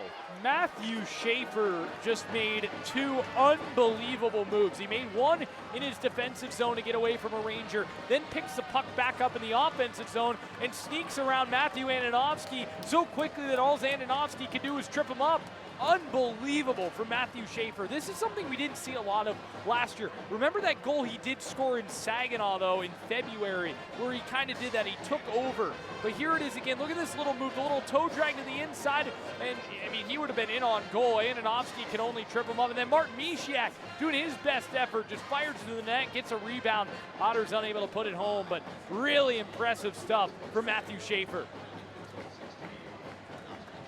And for the Erie Otters, a prime opportunity with a lot of open ice here. Erie will look for it. Wide open shot opportunity for Spence.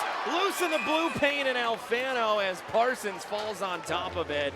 We'll get another draw here in the offensive end, but that's about as gift wrapped as you're going to get to start things off for Malcolm Spence. That's not the guy you want to have that much space as well. Malcolm Spence has been on a red-hot streak for the Erie Otters. He has been just terrific as you see him drive to the net, get the shot away, and the save from Jackson Parsons. So Malcolm Spence really been great. He's found the net in 3 of his last 4 games and a 4-game point streak coming into this one. Yeah, he's playing pretty good hockey, and it's been ever since he moved up to that line with Alfano and Edwards. Worked over right wing side, 4-on-3 continues. Misiak just whiffs on that one enough to be able to get one down the ice for a clearing opportunity. That's one of those you hope you whiff on it, and it creates that knuckling effect and kind of catches the goaltender flat-footed a bit. Did not there. Parsons able to make the stop. Schaefer back, Misiak, and a rare mistake as Ellenis works his way up the ice. Ellenis coming in, he scores! Short-handed goal, and the Rangers tie it up in the most unlikely of fashions on a 4-on-3 opportunity against them. Yeah, you got to be careful with those moves at the blue line, and Ellenis, again, a carbon copy of that goal he scored in overtime last year. Racing in on a breakaway, goes 5-hole on Noah Erliden. Great move, opens up the wickets, and then passes the puck right past Noah Erliden to give the Rangers the game-tying goal. You see Misiak pocket picked, and Ellenis flying in, the Ottawa Senators prospect, and he finds the back of the net. Tie game, 1-1, short-handed goal for Kitchener. A costly mistake from a seemingly innocent one, and the Erie Otters go from opportunity to their advantage to build upon their lead to now opportunity lost. Unassisted, time of the goal 15:54. Ellenis shorthanded, unassisted at 15:54. And Luke Ellenis, good player, not one you want to give an opportunity like that to. We will return now to 5-on-4 as the Erie Otters will remain on the power play. But a short-handed goal given up in a time where goals are at a premium. Entering in right wing side, here's Femus racing in back below the goal line, and it can all be a wash if you get one here. You got 45 seconds to do such. Frasca down, Edwards. Movement below the goal line. Grisolia able to set that one out of the zone and down the ice for Erliden to meet it. Davio, but it'll go left wing side, Femus. Crossing center, moves in, and a nice stick for Trent Swick as now it's brought in by Erie. Femus working on the backhand back behind. Top of the right circle, stops on a backhand to a forehand. Davio shot, and that one finding its way below the goal line. Here's Edwards after it, left wing side. Edwards tangled up, moving its way back for Davio. 12 seconds to go on the power play. Top of the right circle. Where will you go? Femus right toward the net front. Shot opportunity from a streaking Edwards is blocked, and it goes down the ice for a successful kill for the Rangers. Dylan Edwards once again finding himself in a good position on the ice. Good pass to find him. Unable to get it directed towards goal, and another good penalty kill for the Rangers. Snake bitten is Dylan Edwards of late, at least in terms of luck. Back in through neutral ice.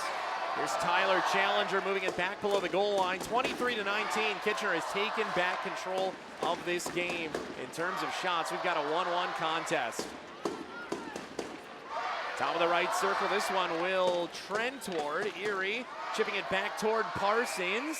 And we will get a face-off with 2:07 left to go as we look ahead to what's coming up next during the intermission report. We'll have highlights and a look around the province on a not-so-busy Saturday night. The autumnal transition week begins as we move from October into November, and then we will get to know Alexi Davio. That was you sitting down with the Otters defenseman. Yeah, great to sit down with Alexi Davio and kind of learn about how interesting life was for him with the trade to Sarnia, and then his first game in an Otters uniform was in Sarnia, taking on his former team. So some good stories, and you'll certainly want to check out the latest edition of Off the Record. Back-to-back defensemen for you, too. Indeed, and a forward, though, coming up on the next episode, which is soon to be released, certainly. A tease before we even play the tease of the latest episode. That's advanced thinking. Hey, I'm trying to be on top of it and get these all done so we get some content for the fans. They love it. They love it. We've had some great guests, and as Alex Messier battles for this one, the Otters will look forward back inside of the neutral zone. Under 2 minutes left to go here in the second period. Erie in a 1-1 game. It's been a goal for the Otters in the first and nearly 2 in the second for the Rangers, but Erlin able to make the save on the glove side. Back into the defensive end it'll go. Erie chips this one out of the zone all the way back inside of the defensive end. 1:40 left to go here. Usual suspects scoring the goals in this one. Schaefer will move it up and out of the zone. It was Pano Femus for the Otters. The opposing side, it was Ellen. A Schaefer shot. Rebound opportunity, and Spence can't strike on it. Out of the zone it'll go now, a 2-on-1 turning into a 3-on-1. Worked down, and that second man trailing was Malcolm Spence, and he forces a turnover. Here's Spence working in. Spence over for Femus, right in front! Oh, and a save made on an Alfano point-blank shot. What a chance for Sam Alfano. First of all, a great defensive play from Malcolm Spence after Ty Henry decides to go with the big hit. He executes, and the Otters able to get back and turn it over. And then with Erie racing forward, a good chance for Sam Alfano. Another great feed in front, and Jackson Parsons shuts the door again for the Rangers. Erie drawed you up with 66 seconds left to go in period number 2. And if this one stays where it is at its current point, we are in for a very exciting finish in this one going into the third period. Outside of the right circle, Ty Henry down for Sam Alfano. Final minute of play here in period 2. Below the goal line. Moving its way up, it'll be brought out of the zone. No, by LaBrache. He gets it intercepted momentarily, but he'll move it forward now. LaBrache below the goal line. Working its way up for Malcolm Spence. Kicked around Holomego, back Femus with it. Right in front of the net, nearly gift wrap, but it was sniffed out and held onto by Noah Erliden. Got to be careful when you're so widespread, as we see a few more Halloween costumes in attendance here tonight. It's a pretty good Jack Skellington. Yeah, always great to see everybody in the costumes and on theme here tonight with our Hockey Spooktacular and Hockey Halloween here in the final game of October, which is wild to say. Erie will have a draw inside of their defensive end. 35.8 seconds left to go here in period number 2. 26-20, shots in favor of the Kitchener Rangers. They have the only goal of the second period. With 27 seconds left, it appears that most likely will be the case, but Erie's threatening in the offensive end. Bottom of the right circle, back of the blue line. Sauter can't hold it in. He gets a partial assist from the skate of the linesman sitting on the bench. 10 seconds left to go. Kitchener more than happy to concede this dying time as they will take the momentum they've garnered in period number 2 into the locker room. And that's where we will stand as we are through 40 minutes of play. The Erie Otters with the first goal of the game. The Rangers with the last goal of the game. And that's all the goals we've had in the game so far. It's a 1-1 score as we are through the opening 20 and the middle 20 here from the Erie Insurance Arena.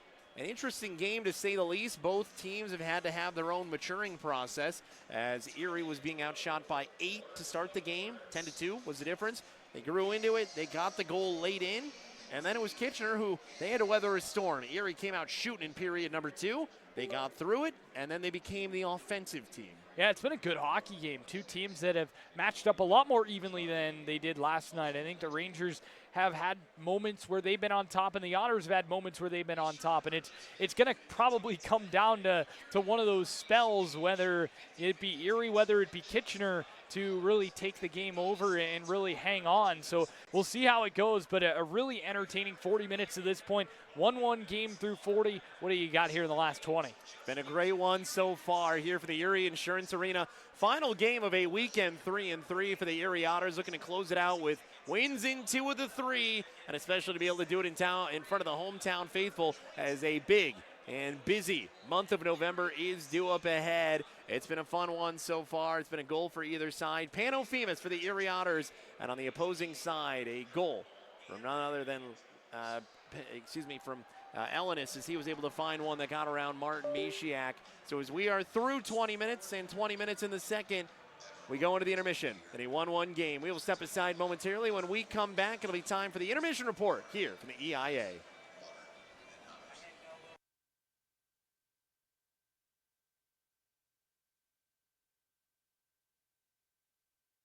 Across the nation, the Canadian Hockey League is known for investing in moments like this. But did you know we're also investing in this and this? Well, you're probably used to seeing us here. We're also here and here. Through the CHL Scholarship Program, clubs award nearly $10 million each year, helping thousands of former players continue their education. So while you're seeing this, we're also doing this. The CHL, developing tomorrow's leaders. The Erie Otters and your Central Western Pennsylvania Toyota dealer salute the troops on November 9th for the annual Military Appreciation Night. The first 1,500 fans in the arena will receive a free camo Otters hat courtesy of Toyota. The Otters will wear specialty military-themed warm-up jerseys to benefit Disabled American Veterans Chapter 73. We recognize and honor the sacrifice of our military community and hope you'll join us on November 9th. Learn more at ottershockey.com. We're really happy about that. Special teams can win you games, and it's something we really worked hard on in practices, and it's been going really good so far for us. So we've been able to score a lot of crucial goals on power play, and then kill a lot of big power plays. So yeah, it's definitely something that can win you games, and we're really happy that it's been working for us so far. Our special teams can be a +1 every night. Power play versus penalty kill, then that's one less 5-on-5 goal we need to score to win. And, you know, our scoring 5-on-5 has been a little bit disappointing for me as a coach right now, but it's something we got to work on. So, you know, thank God our special teams have been really good because it gives you an opportunity to win. We have high expectations for ourselves. I think we have a lot of good players that can both penalty kill and power play. So we're only just hoping to go up from there. We're going to continue to try to strive and do better things.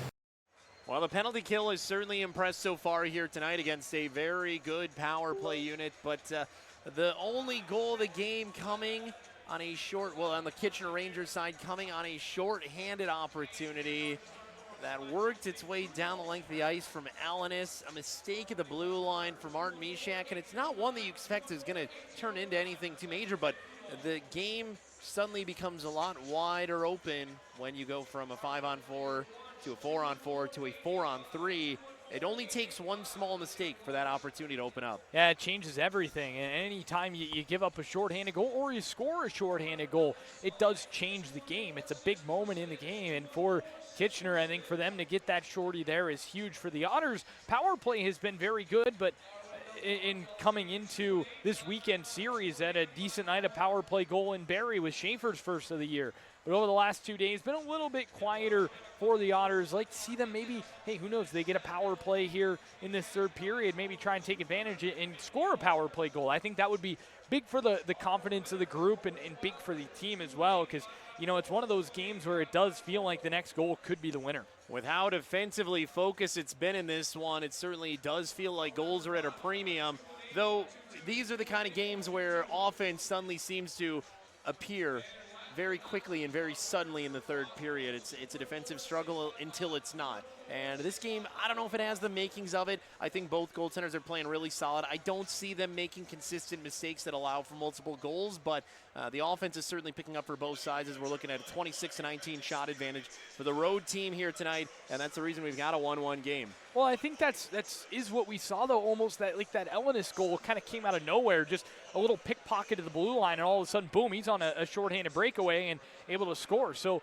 it's just it happens sometimes, right? It's part of the game where, you know, these moments, they just pop up. And I think that's probably how the game-winning goal could be if it does finish 2-1. Who knows? One of these two teams could come out here for the third period, completely take over, boss the game, and run out of here with a big win. So you never know how it's going to end up. But the way that the game has played out so far through the first 40 minutes, it's been a game of spells where, you know, Erie would be on top for a bit, then Kitchener would be on top for a bit, and then vice versa. So it can keep just kind of rolling through a continuous cycle. So now we'll see with that Ranger goal being a shorthanded goal, if that maybe gives them a little momentum. For the Otters side of things, maybe that's a little bit of a wake-up call, and they can maybe use it in kind of the opposite way and create a little bit for themselves. Last game of the weekend for either team, final game of a 3-3 for the Erie Otters.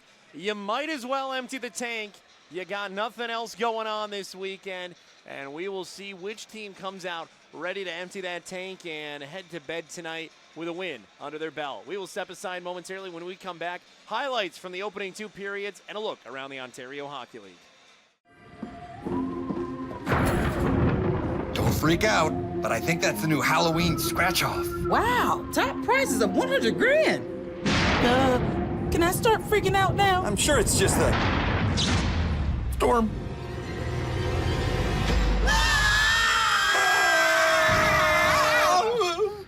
Well, I did not see that coming. Scratch-offs this spooky take on a life of their own. Keep on scratching. Boom! Community Shelter Services has been in the Erie community for the past 50 years and has become much more than a homeless shelter. We can now keep families together in our new tiny homes in the Kiwanis Family Village. We serve 4 hot meals a day. We are a helping hand throughout our community. We lift our clients up, even on a bad day. If you'd like to drop off donations, you can do so right here at 655 West 16th Street or visit our website to learn more about our mission of creating a pathway to housing, help, and hope. Up along the top of the left circle, Erie kicking this one forward. Ellenis trying to make a break for it. Ellenis walking down Main Street, and Erlinen's up for the task as he punches that one away. Worked over, wide wall. Discombobulated pass works its way out. Trying to jam it through is Sam Alfano, and the defense is able to answer for the Rangers. Top of the left circle, move down, bottom of the left side. Shot, one-timer, Parsons in position. Broken stick for Carey Terrance, and Themis will take it. Alfano, top of the point. Schaefer, Themis shot right at the doorstep, and Parsons somehow finds it as Sam Alfano is going hack-a-shack on it. Well, that moved over right wing side, back in it'll go. Alexi Davio with it, cutting through traffic. A 2-on-1 developing. Alfano in front for Themis. They score! Pano Themis with the 11th shot of the game for the Otters puts them up 1-0 with 27.2 to go in the opening frame. Now it's a neutral ice, and back in the defensive end it'll go. Taken by Cameron Reed. Under 6 minutes left to go here. Quick moving second period as well as the first. Shot in, Erlin in, falling backwards with the reverse windmill. Just whiffs on that one enough to be able to get one down the ice for a clearing opportunity. That's one of those you hope you whiff on it, and it creates that knuckling effect and kind of catches the goaltender flat-footed a bit. Did not there. Parsons able to make the stop. Schaefer back, Mishiak, and a rare mistake as Ellenis works his way up the ice. Ellenis coming in, he scores! Short-handed goal, and the Rangers tie it up in the most unlikely of fashions on a 4-on-3 opportunity against. Well, that's how we got to where we got to in this one, a 1-1 game. Meanwhile, around the Ontario Hockey League, Peterborough found their spark to make it a 2-2 game with the Brantford Bulldogs. Flint remains up 3-0 against the Owen Sound Attack through 40 minutes of play. 1-1 here, of course, at the Erie Insurance Arena. The battle of the top titans in either conference, Niagara and Windsor in a 1-1 game. London remains up on Saginaw 1-0, and Barrie a 2-1 lead over the Guelph Storm. So, kind of a mixed bag here tonight so far. I don't think anything that's overwhelmingly surprising on any regard. Maybe Peterborough playing so close with Brantford. Brantford, I think, is a pretty solid team. We'll see them on Friday to get a better idea of the eye test, but Peterborough's due for a win. They don't got one yet. It's unbelievable. And, you know, what's really interesting is they go out and trade for Gavin Bryant from the Niagara Ice Dogs. You bring in a captain, and a really interesting night around the league. And as we look from a night around the league to a week two up ahead, another busy week two up ahead for the Erie Otters on Tuesday night. We've got a special player appearance at Wegmans on Peach Street where the celebrity baggers will be doing your groceries for you. So coming out, get some candy for Halloween and get your groceries for the week. Closed event, player appearance on Wednesday night to kick off our month of child grief awareness alongside Highmark Caring Place. On Thursday, well, it's one of the best holidays in my book. It's Halloween, or Otterween as we have to call it around here. And then Friday and Saturday, we are looking ahead to going to Brantford, visiting our good friend Reed Duffy and seeing the Brantford Civic Complex, and then coming on home and welcoming in the Barrie Colts for Country Night. The Bolo Ties arrived late this week, and we are ready to go for a star-studded, rootin' tootin', yee-hawin' country music night. Should be a lot of fun here at the rink. And again, I think I said this last night when we were in Kitchener. No better team to be playing than the Barrie Colts on Country Night. You got a country theme on the ice, country theme off the ice. Going to be a lot of fun, and always look forward to our trips to Brantford, our second time at the Brantford Civic Center. So should be a lot of fun. Otters and Bulldogs. We'll see how those two teams match up. The Bulldogs, as you mentioned, they're kind of an interesting one. Of course, go out and bring in Ryerson Leanders. Still some pretty good pieces there with guys like Nick Lardis leading the way, Patrick Thomas as well for the Bulldogs. Two teams that probably should meet more than they do, only twice a year, and the other one will be on New Year's Eve here in this building, which has become just a little bit of a tradition over the last couple of years with Brantford and previously Hamilton coming to town. And anytime you got a team coached by Jay McKee, it's always good to be able to see a former Otter on the bench doing well on the other side. Of course, you just hope they don't do too well against your team. And of course, another Otter former coach, and Vince Lace on the bench now for the Brantford Bulldogs. It's spent some time as a Hamilton Bulldog head coach some years ago, returned back to Erie, wanted to spend more time with his family, and when the opportunity to go to Brantford opened up, now spending time there. Great man, was a big fan of when he was here and happy to see him back in the Ontario Hockey League. But a trip I'm looking forward to. We've got some fun on the day during that trip. And Brantford, like you mentioned, boy, how many OHL cities that are not in our conference do we go through to get to a place like Kitchener? I mean, you got Niagara, Brantford, formerly Hamilton. You could almost say Brampton's within that scope. Mississauga used to be. So Guelph, of course. Now that's a conference team. A lot of teams you have to go through to get to your division. But that's the way the cookie crumbles in the OHL. And I know divisional talk and divisional realignment and expansion have been big conversation pieces over the last few weeks, and unfortunately that's not just above our pay grade, that's miles above our scope of knowledge. Yeah, it is. It's really interesting though with the what has kind of come out recently about expansion in the league, and you know, with the new commissioner, I mean the thought's certainly there, and with how well junior hockey is doing as well, with you know the superstars that have come out of not only this league but the CHL as a whole. And I feel like now with the way the broadcast deals are and the way social media is, there's more eyes on these guys and there's more platform for a guy like a Matthew Schaefer and some of these other top prospects. Of course, we saw Kayshawn Aitchison and to go back with Barrie coming to town again, we'll see him again. So like guys like that are going to be superstars in the NHL, to get the more eyes on them and I think it's just been great for the game. It's been a fun one, looking at just all the perspective talk, and I know our good friend Mike Farwell hosts his Friday with Farwell series, and he had thrown out a few different city names. I know we've both talked positively about, of course, the city of Cornwall since our opportunity to be able to go there, and I know a family like Alexi Davios would be not too displeased about a team like, or a city like Cornwall getting a team nice and close to their area of Ottawa. You had the chance to be able to sit down with the former Sarnia Sting defenseman turned Erie Otter defenseman Alexi Davio to hear more about the interesting journey that he's been on to come to Erie and, of course, playing under Stan Butler. What was kind of getting to know Stan like, and what's your relationship like with him? I think we have a good relationship. He's tough on me for a reason, and I like him as a coach. Yeah, he's something else, right? He's great, and again, for you guys and for a guy who's as defensive minded as Stan is, I imagine being a defenseman and working with him on that side of the game and working with Ken Paroff and the way that they're able to about your game certainly helps a lot. And I imagine for you as well, pretty exciting to learn from a guy like Stan Butler, who obviously has coached in this league for longer than both you and I have been alive, and then Ken, who obviously played pro hockey overseas, played a bunch of years in the OHL, and imagine, it's great for you guys, especially to learn from guys like that.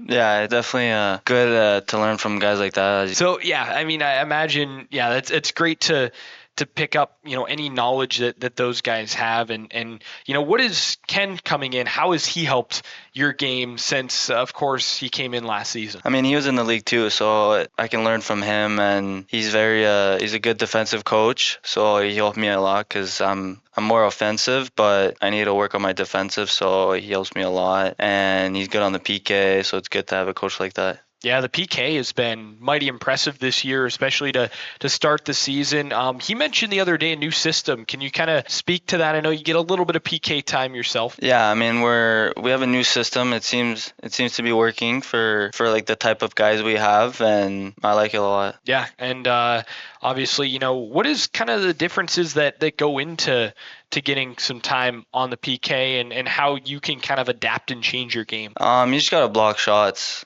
To be honest, like that's it for our job this year on the power play is to block the PK, to block shots. And that's been, I feel like that's kind of the identity, right, of you guys as a defensive core with, a guy like Nathan Sauter and Lucas Ambrosio, who I want to talk to you about a little bit later on. Just that kind of seems like it's been the mentality here in Erie for a while, that you guys are all as a group not afraid to jump in lanes and block shots.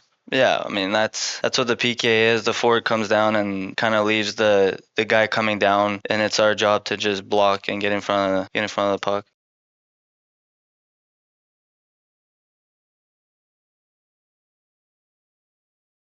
Where do Otter fans go when they want the best of the best off the ice?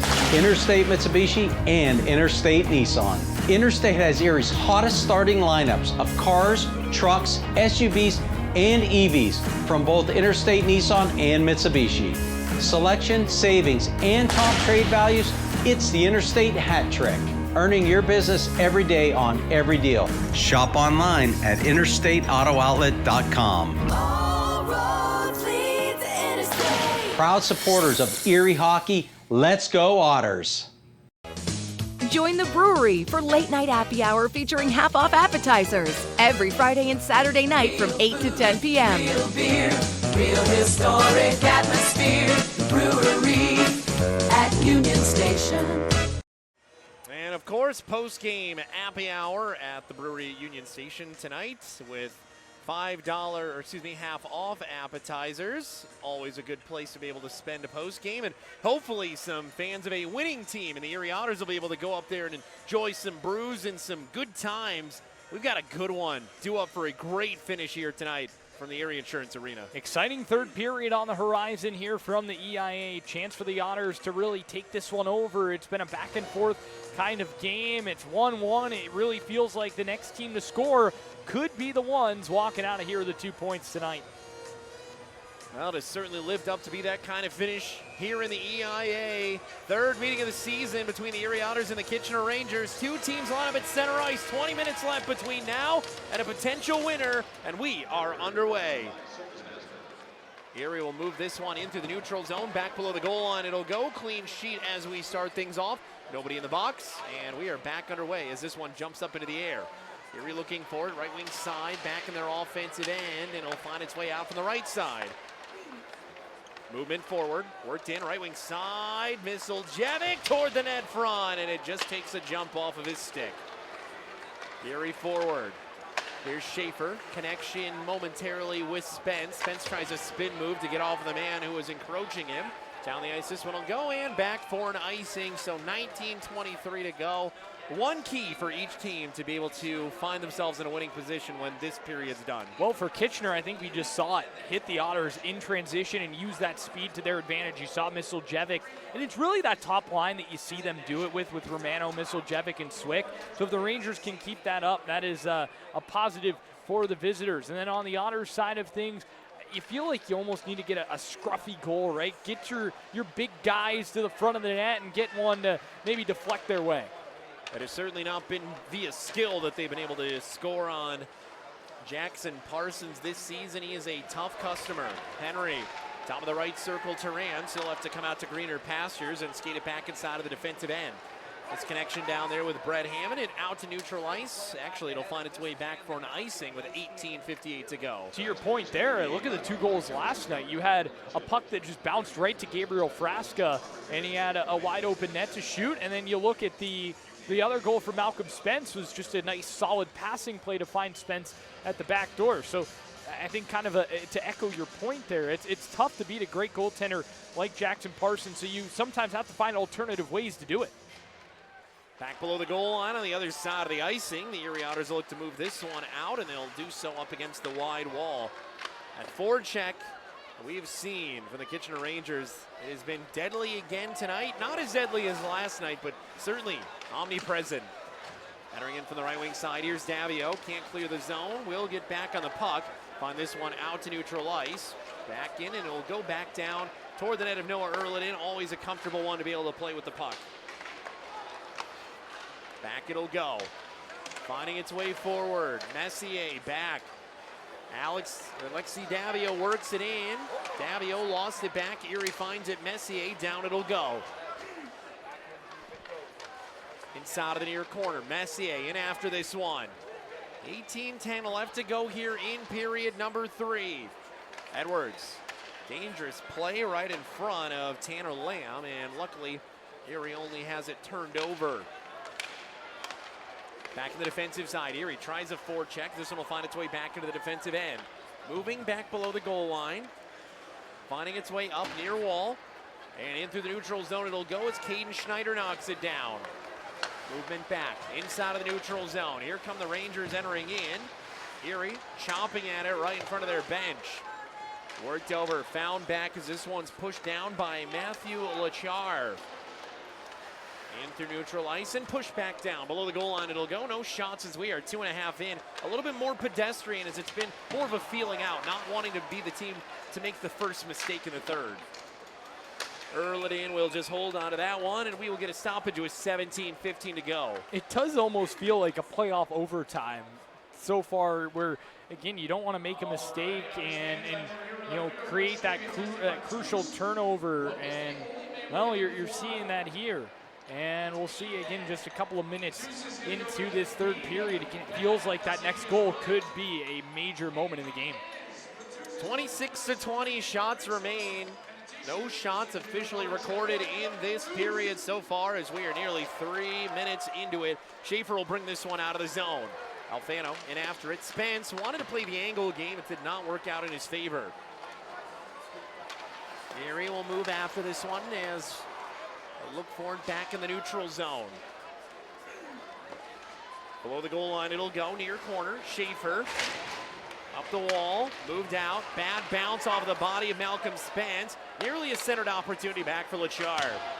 Up and out, Alfano chipping it up the ice to himself. Then he has to ride Jakob Chromiak. Chromiak, strong stick here, right on the blue line as blown up is Malcolm Spence. Femus get a stranglehold up against a player, and now the officials will blow this one dead as there was no puck movement. And you're continuing to see these tempers just continuing to flare up. Yeah, Malcolm Spence trying to get in the way and trying to dig that puck free, and he got absolutely rocked for his troubles there. Nice strong hit by the Kitchener Rangers. Faceoff will come just outside the Erie attacking zone. And again, kind of that similar feel over these last bits of this game. Face off just outside of the offensive end for the Erie Otters. One back and move forward here by the Rangers. Sent back in, left wing side by Cameron Reed. Bottom of the right circle. Erliden punches it out of the air. Move back below the goal line. Swick centering in, loose in front. Erliden not able to get to that one cleanly, and Swick will battle for it back behind as the Otters able to take it back away and slow things down in the wide corner. Alamago up, Henry a little too far for him. Move back by Reed. And Erie will slow it down. Once again, good to see Nicholas Alamago out there after he was down on the ice for some time in the first. Shot and they score! Luca Romano, and that's back-to-back goals for the Kitchener Rangers. They take a 2-1 lead. High slot on the left wing side, and it goes over the shoulder of Erliden.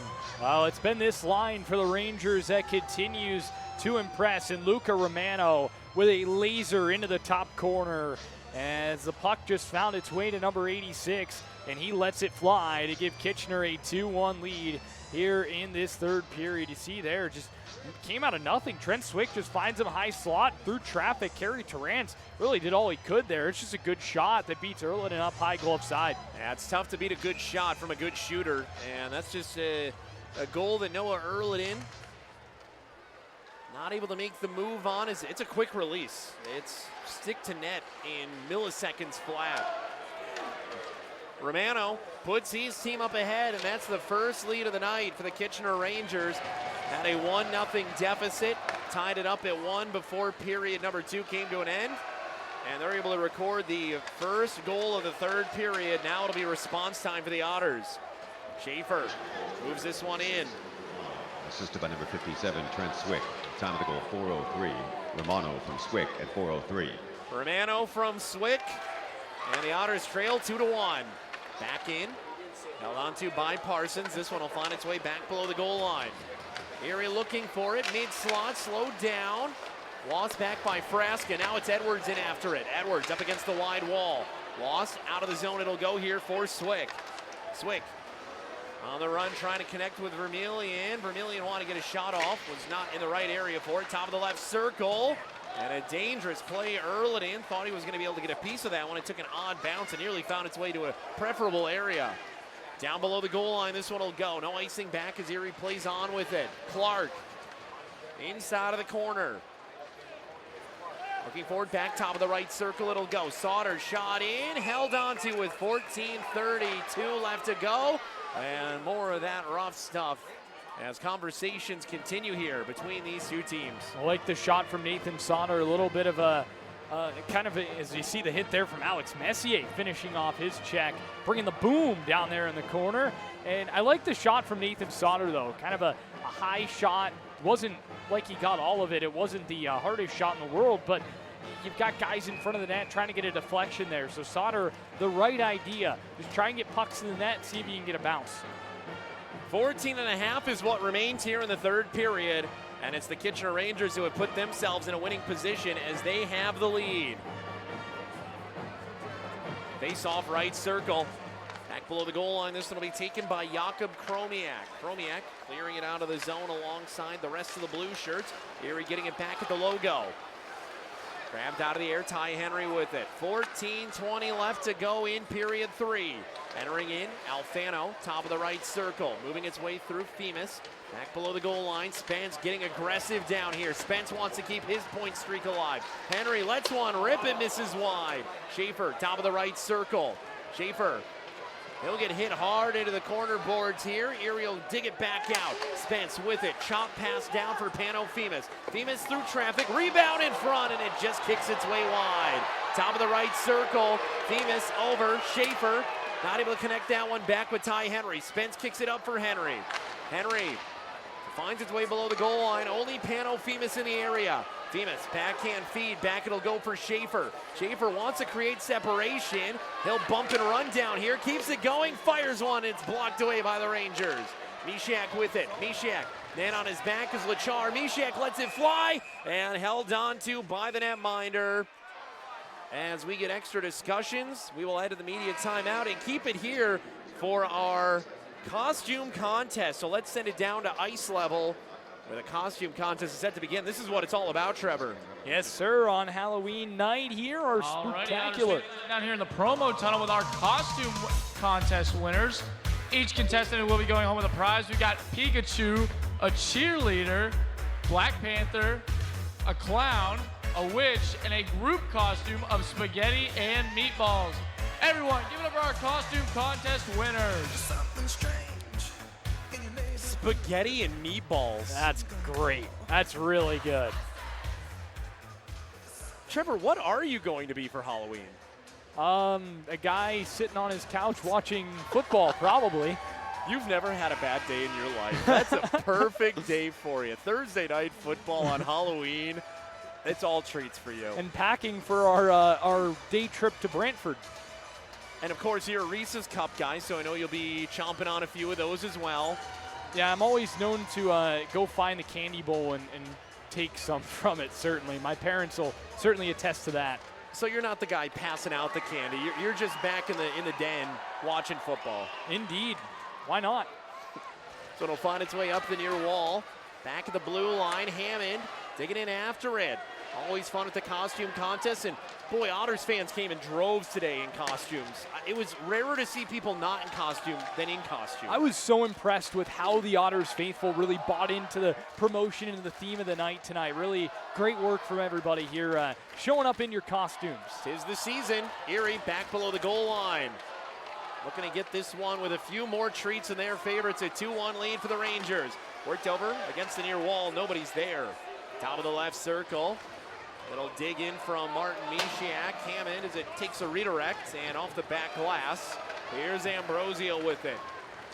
Shots are 29-24 in favor of Kitchener. They're growing into this game, but Erie is maintaining some solid offensive pressure as we'll get an offensive zone draw due up. It seems like that goal is almost a bit of a wake-up call for the Erie Otters. Rangers began the period a little bit more on top, but now Erie starting to grow back into the game, create a couple more looks, and try and really test Jackson Parsons down the stretch of this game. And you never know, there could be another one in. It's still only a one-goal hockey game, but you feel like the way it's gone, you've got to keep it at one if you're Erie.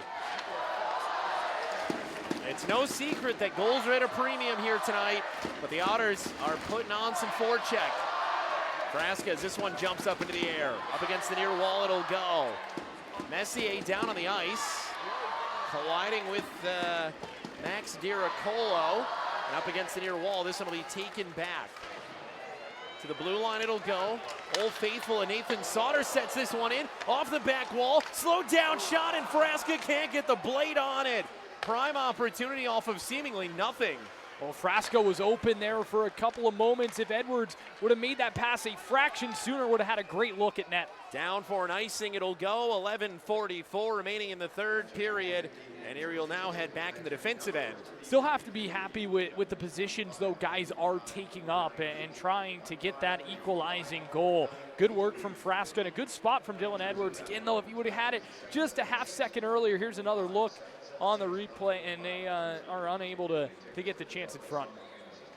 Face off left circle, Rangers. Moving it down as this one will be found back left wing side, up into the air. Messier over left wing side for Edwards, sends it back in. Erie battling forward, back behind. 11 and a half remaining here in period number 3. It's not desperation mode yet, but you got to keep that hunger and the fire in the belly if you're Erie. In a one-goal contest, time working against you with every tick. An offense not being found easily with two goaltenders playing stout. Worked in below the goal line. Elenis, who had the tying goal in this one on a breakaway shorthanded. Will that come back to haunt Erie? Phillips out of the zone. This one will find its way back. Ambrosio sends it in. Back in defensive ice, Phillips. Here comes LeBrash and the blue shirts. Below the goal line, Ambrosio switching positions with Henry. Henry gets hit in the head and he is down on the ice. Ambrosio exchanging words down here. Henry down back behind the net. Kubneski, the athletic trainer, running out for Erie. 10:45 left to go here. And a scary situation as Henry seemingly got corkscrewed by a hit. Yeah, this one, Sean, was significantly worse in my view than the one that Botno had earlier in the game. This is shoulder or elbow directly to the head of Ty Henry, so you really hope that he's going to be okay. We will step aside as Ty Henry is tended to. This is my legacy. Tacoma has a dominant legacy as America's favorite small pickup for almost 2 decades. Known for reliability and capability. Now buy a Tacoma with low 4.99 APR or lease an SR for $279 a month. This is my legacy. Toyota, let's go places. Ty Henry going over to ask the officials what the verdict is as the iPad comes out. Jack LaBrash is the guilty party, the rookie. Here's another look. I mean, that's elbow right to the head. That's a scary, scary situation. And at full speed, to me, it looked a lot worse than the one we saw. And the 5 minutes are on the board, so we could see another 5-minute power play for the Rangers. And Henry off to the locker room. You saw a little bit of blood, and he had the towel. Get a few more looks at it here. And Henry, it was an unfortunate. The play itself, it's a clear elbow. Yeah, it's he clear stuck as the day. arm out. I mean, that's the chicken wing play, right? You got to keep your arms in. He stuck the arm out, and Henry kind of just turned right into it.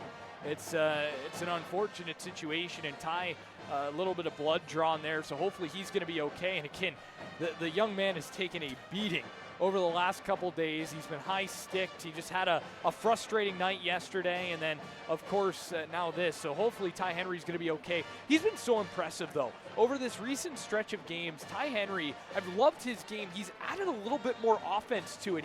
He's been able to move the puck and been able to create, and plus, you can tell he's just chomping at the bit for that first OHL goal because he has been shooting the puck, it feels like, more than anybody on this Otters team.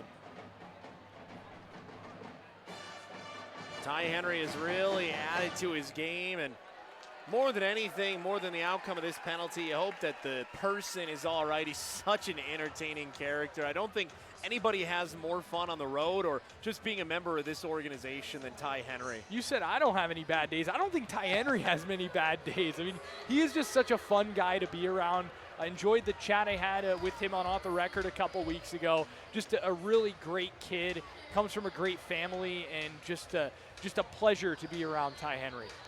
Well, they're taking a long look at this one. It's not just about the player's safety in this one. That's most critical, but at the same time, you also have to make sure you get the call right because there's 10:45 left. If this is indeed a 5-minute major, then half of this game is going to see the Erie Otters on a power play. He's gone. That's it. 5-minute major. Jack LaBrash, his night is done, and they saw what I saw. I think that one 110% worth a 5-minute major penalty. LaBrash and Botno will sit next to each other back in the locker room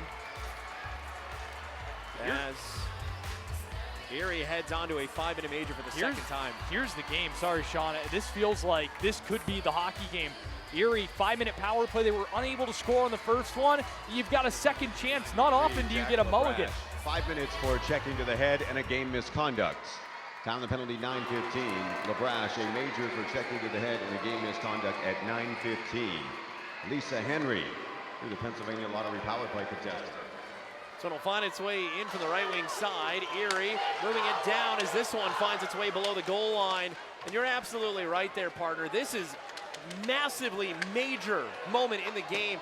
Erie has been with an opportunity that is absolutely game-changing for them. And again, they didn't score on the 5-minute major, but if you do, you keep going until the major ends.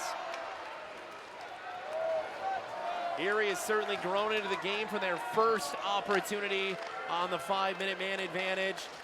Their man advantage was held off of the score sheet for only the second time this season yesterday. They're looking to rectify it here and knot this one up. Below the goal line, this one will go. Finding its way toward the net front, takes a bad bounce off of Alanis, and up it'll go for Pano Femus at the blue line. Femus, good stick down there up against the near wall by the Rangers. Terrance and Schaefer switching positions. Schaefer down, a give and go with Alfano. Diving in, he scores! Sam Alfano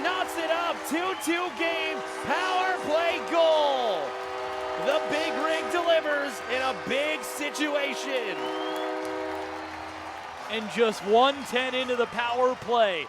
It is a greasy goal. Just drive to the net front, and Sam Alfano powers his way to the front of the net, and he's able to just sneak it past Jackson Parsons on the backhand. That is a huge goal for the Otters to, at the bare minimum, tie this game up, get a power play goal, and now you've got still just under 4 minutes of power play time to go ahead and take the lead. That is just perfect timing from Sam Alfano, and a huge goal to knot it up at 2. And you are absolutely right in the descriptor of a greasy goal. That one had to slip through the eye of the needle.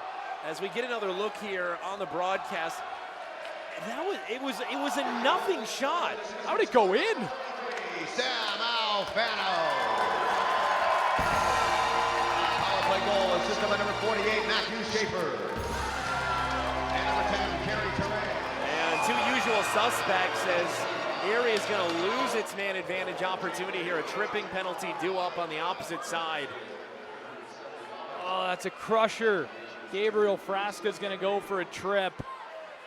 You want to talk about rough timing. So now you go 4-on-4 for the next 2 minutes, and the Otters will resume their power play with 1:25 left to go on it. So Frasca to the box, 4-on-4 hockey, a lot of open ice now.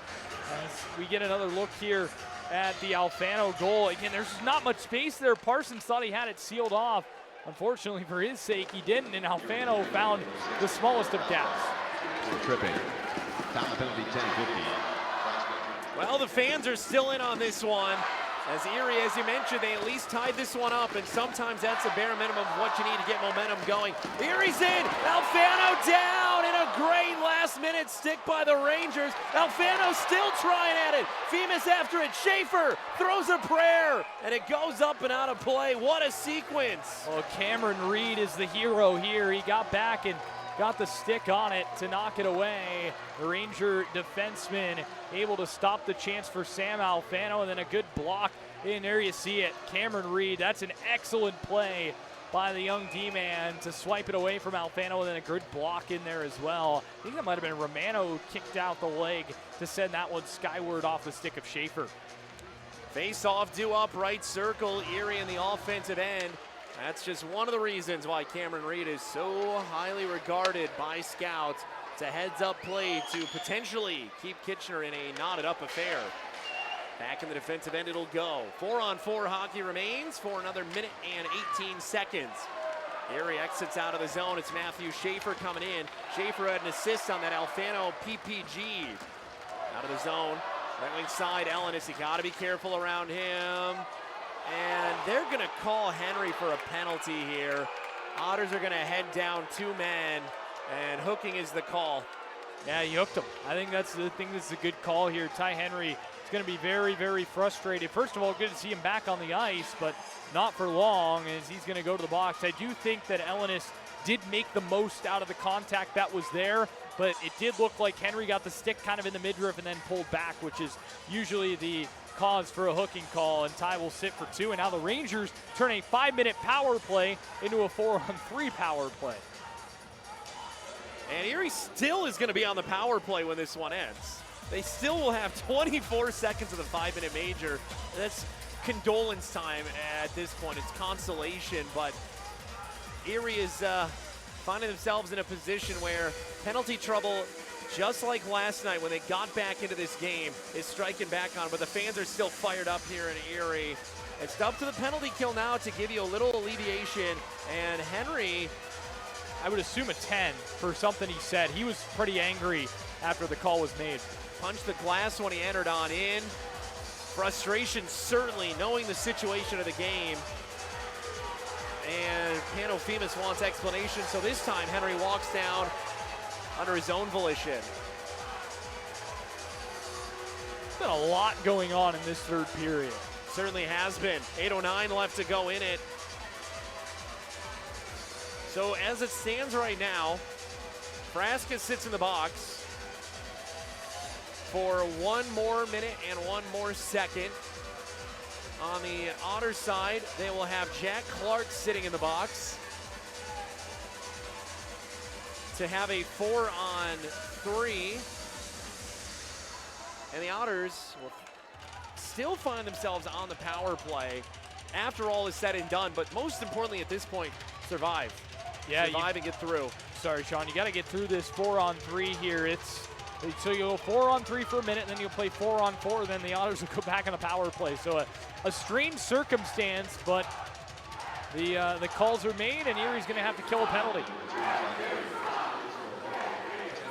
10-minute is the misconduct against Ty Henry, so his day is done, and that's a huge loss at this point of the game for Erie. Femus in after this one. Out of the zone, it'll go, and it's a clearing effort for the Erie Otters. 7 minutes and 50 seconds left to go in this one. Boy, the energy and the tenseness is palpable in the EIA. Movement mid-slot, working, high slot, right wing side it'll go. It's Romano. He's been a hero this weekend multiple times. Misiljevic down for Reed. Reed, who possibly saved a goal on the opposing side. Misiljevic down, shot, he scores! Power play goal. Rangers go back up 3-2 with 7 minutes and 28 seconds left to go.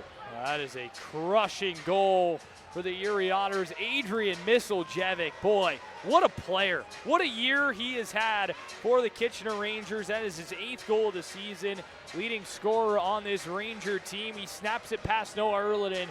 And you want to talk about an opportunistic Ranger team taking advantage of the power play. Good screen in front. Trent Swick, big kid. Erliden couldn't even see it. That's a great shot. Goes short side and beats Erliden. And a 3-2 lead for the Rangers.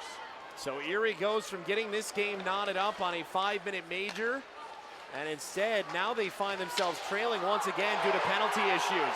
Mid-slot opportunity, Tanner Lamb in, shot over the top of the net, finding its way back to the blue line. Erie pushing it forward, it's Sam Alfano. Alfano continuing his ride as this one goes below the goal line. Alfano. Fans frustrated at the EIA as this one finds its way up against the wide wall. Under 7 minutes left to go, still plenty of time for a tying goal. Number 86, Luca Romano. Time of the goal, 12:29. Misiljevic, a power play goal from Reed and Romano at 12:29. So a power play goal, 41 more seconds of 4-on-4 time as Jack Clark sits for the Ty Henry 2:10. And then 1:05 is what's left on the 5-minute major power play, so it'll be about a 24-second power play for the Otters. Yeah, so 4-on-4 hockey, and then again, a little bit of a power play for the Otters. You've seen Matthew Schaefer, a lot of puck touches here in this third period. Otters trying to get him chances to maybe try and do what he does best. He's got a point here tonight on an assist, and it was just a few minutes ago on this man advantage, or at least the 5-minute major, that will turn back into a man advantage. Out of the zone, it'll go down the ice. Sauter should win the race, and it'll go back for an icing. 6.5 minutes left to go, 22 seconds of 4-on-4 time remaining. And you just hope that this isn't one of those nights where you look back at what could have been. 2 penalties on the stretch of a power play, a 5-minute power play where you scored just a minute 10 into it. So for Erie, got to find a way to dig deep and try and tie this game right back up. Face off in the left circle. 6:31 left to go here in the third period. And the Otters will win this one a little too cleanly as it gets past Sauter inside of the defensive end. Moved up Mishiak with it. Worked up, Schaefer in with speed. Is the lone Otter in. Keeps it kicked down the ice. Below the goal line it'll go. Taken back inside of the near corner and pushed out by Reed. One man out of the box, it's Jack Clark, and the Otter power play will re-begin here as Romano had an opportunity toward the net front. 20 seconds of power play time left here on the 5-minute major. Davia will go after this one in the near corner. We'll see if Erie gets any opportunities on the remaining power play time. Spence will circle back in. Spence will come out of the zone. Spence moving in left wing side. Spence head down, net front, runs out of room. Back to the blue line. Man out of the box. We're back to 5-on-5. Shot in. Parsons with the save. 5:41 left to go here in the third period. And a face-off due up inside of the offensive end. The Erie Otters, who are being outshot in this one, 36-27, will step aside.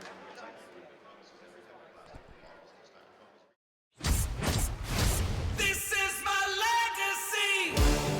Tacoma has a dominant legacy as America's favorite small pickup for almost 2 decades. Known for reliability and capability. Now buy a Tacoma with low 4.99 APR or lease an SR for $279 a month. This is my legacy. Toyota, let's go places. Third period action heating up as the Kitchener Rangers lead in this one 3-2. Special teams has been a difference maker, and that Ty Henry penalty that got him the 10 was abuse of an official. Yeah, you could see the frustration on the face of Ty Henry, and again, it's been a really rough weekend for Ty, and you just got to find a way to try and control that a little bit, but it does happen, and emotions are a big part of the game, and especially this one, right? It's had a kind of an emotional feel to it, and for Ty Henry, you know, he's an emotional guy, wears his heart on his sleeve, and sometimes that can get the best of you. Well, we'll see what Erie can do here. We are back to 5-on-5 hockey. It is no different than when the 5-on-5 or the 5-minute major against the Rangers was assessed, except for that each team has seen one number tick up in the goal department. This one will find its way in and scooped up for a save by Parsons. So you got 5 minutes left and a little bit of change. You're one shot away from getting this game tied up again, but then what? Exactly, and for Erie, they've done a nice job in raising the shot total. They're now at 37 shots as a team here are the Erie Otters, and it's been impressive in what they've been able to do in a game where it feels like they haven't had a lot of shots, that just quietly climbing up that total. Fans are still in this one as the Otters will bring this one down right in front of the net. Femus falling down, ran out of room. The Otters wanted that one called for a penalty, no luck. Down it'll go inside of the near corner. Brizolia after it. Femus has his legs taken out from underneath of him. Less than 5 minutes to go here. Inside of the circles. Out of the zone. Forward goes Swick. Swick not able to get around Nathan Sauter. And Erie will take it back in the defensive end. Sauter shuts Swick down immediately. Entering in, top of the left circle. On the fly, they tried to hit Femus right in front of the net. Still loose in the mid-slot. Edwards dancing around, falling down our Rangers. Back of the blue line, and out of the zone it'll go. Sliding play from Andonovski, the captain, getting in the way. Great move from Edwards. Erie looking for it. Edwards, top of the right circle through traffic. It's Davio, and it's held onto by Parsons for his 35th save. No, 36th save of the night. I like the shot again from Davio. You've got men in front of the net. You've got players to aim at there and to try and get that deflection to take it past Parsons. Again, it hasn't been quite that pretty tonight for the Otters. You feel like it's going to be a goal like that. You see the chance for Femus as he went down. I think he was kind of looking for something there and not going to get that one called. Dylan Edwards, face-off down right wing side. Up it'll go from Jakob Kromiak. Tanner Lamb getting in the way is Dylan Edwards. Put on a little bit of fancy feast to below the goal line. He'll go with it. Bottom of the right circle. Davio takes a check as this one finds its way out to neutral ice. Edwards recollecting it. 4 minutes left to go here. Erie's got to dig in deep. They're getting the offensive production. 38 shots to their credit, 27 against. And the fans are trying to get in the head of the goaltender who's playing pretty dang good here tonight. Jackson Parsons with a 36 save night on 38 shots faced. Sent back down, and out of play it'll go as Parsons blocks this one into the netting up high. So this will mean another offensive zone draw for the Erie Otters as they try to find that tying goal here late on in the game with just over 3.5 to play. Otters will have a draw inside of the offensive end, and the kids are fired up. Pre-game trick-or-treating gives you candy. Candy gives you sugar. Sugar gives you energy. And that's why the kids are so loud here tonight on a Saturday night. Otters are trying to give the kids a nice treat to close this night out. Legs taken out of Martin Misiak, and out of the zone it'll go. Worked in. Brizolia. Shot blocked. Erie will get it back. Here's Hammond with it. Hammond moving up to Rance. Had it, lost it. Works its way back in left wing side. Misiljevic. Sauter says, get out of here. Back below the goal line. Sauter loses his legs. Those two guys still tangled up back below the goal line. Sauter first up and back in the rush.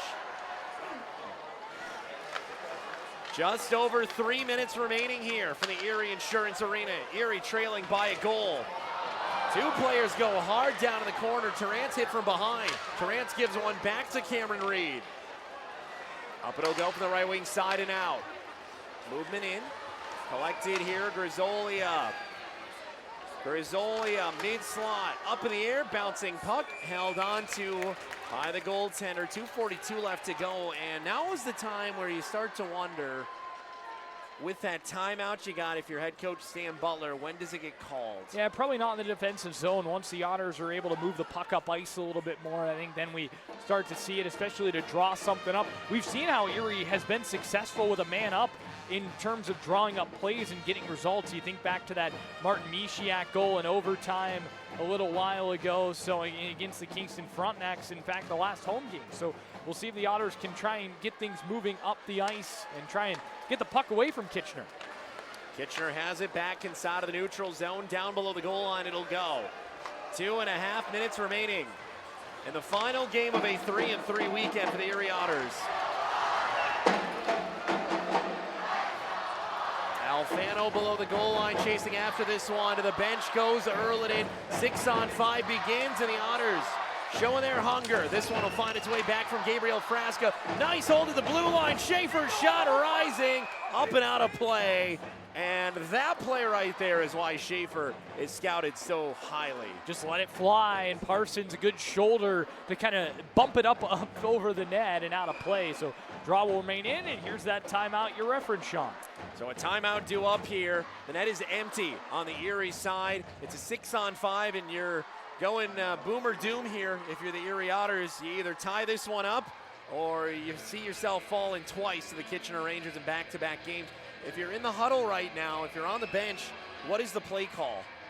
I would probably think either Schaefer or Mishiak. Those are the two guys that have that one-timer ability, especially Mishiak. If you get him something top of the circle, you imagine you're going to try and win it back to the point, bump it down, and then have Mishiak kind of leak out to this near side. We'll see if the Otters have something up their sleeve. You know that Femus will be taking the face-off. That's a pretty obvious one for the Erie Otters and how good he is in the dot.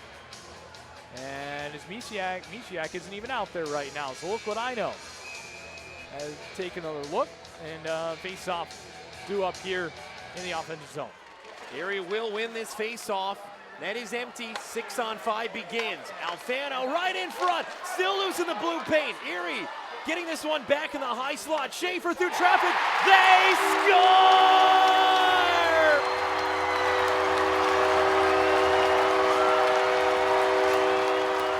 Second time tonight, Pano Femus.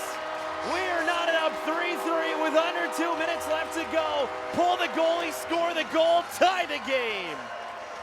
Well, they worked the puck down low, tried to get it back to the point. Eventually, it kind of works its way there, and Schaefer had a wide open lane to shoot the puck, and getting to the front of the net was Pano Femus. This is an unbelievable deflection. It's a perfect shot from Matthew Schaefer to be deflected, and Pano Femus is right there on the doorstep to take it past Jackson Parsons. And still with under 2 minutes left in this game, there could be time for a winner. But that is a huge goal for the Erie Otters on their 40th shot of the night to tie it up at 3. Back into the defensive zone it'll go, and the Erie Otters are right in the high now. This one will go up and out of play. Are we going to get this one called for a delay of game? Officials are convening. R.J. King, the linesman who was the closest to it, said yes. Wait to see, and it appears that such is going to be the case. What a critical error, and that is feeding into the pressure as a young man with a bright future in Cameron Reed makes a tough mistake at a crucial moment. Well, and here's where this gets even bigger. This is a divisional game, and points are as precious as they are. If Erie can find a way to score one here as opposed to going to overtime and giving Kitchener a point, that could be massive down the line. 2 minutes for delay of game. Time the penalty, 18-16. Reed, 2 for delay of game at 18-16.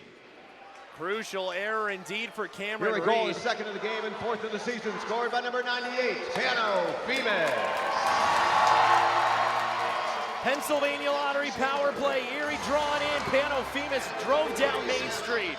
looking for the hat trick, looking for the winner, looking to give Erie a win to close the weekend. Moving its way down in front, trying to jam it through the blue paint. Schaefer not able to get over quick enough, and the Otters will get this one back. Of note here, and you don't want to get to this point if you're Erie, but this power play will carry over into overtime. Below the goal line it'll go. Getting around, and here's an opportunity for a clear, and they will take it. Heads up play from Garzoli, and down the ice it goes. 51 seconds left to go for the EIA. 3-3 game.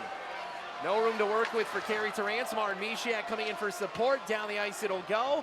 Hurl it in. He's going to think better of that one and let it hit the back wall. And back inside of the defensive end, the official makes a call for a high stick against Kerry Terrance.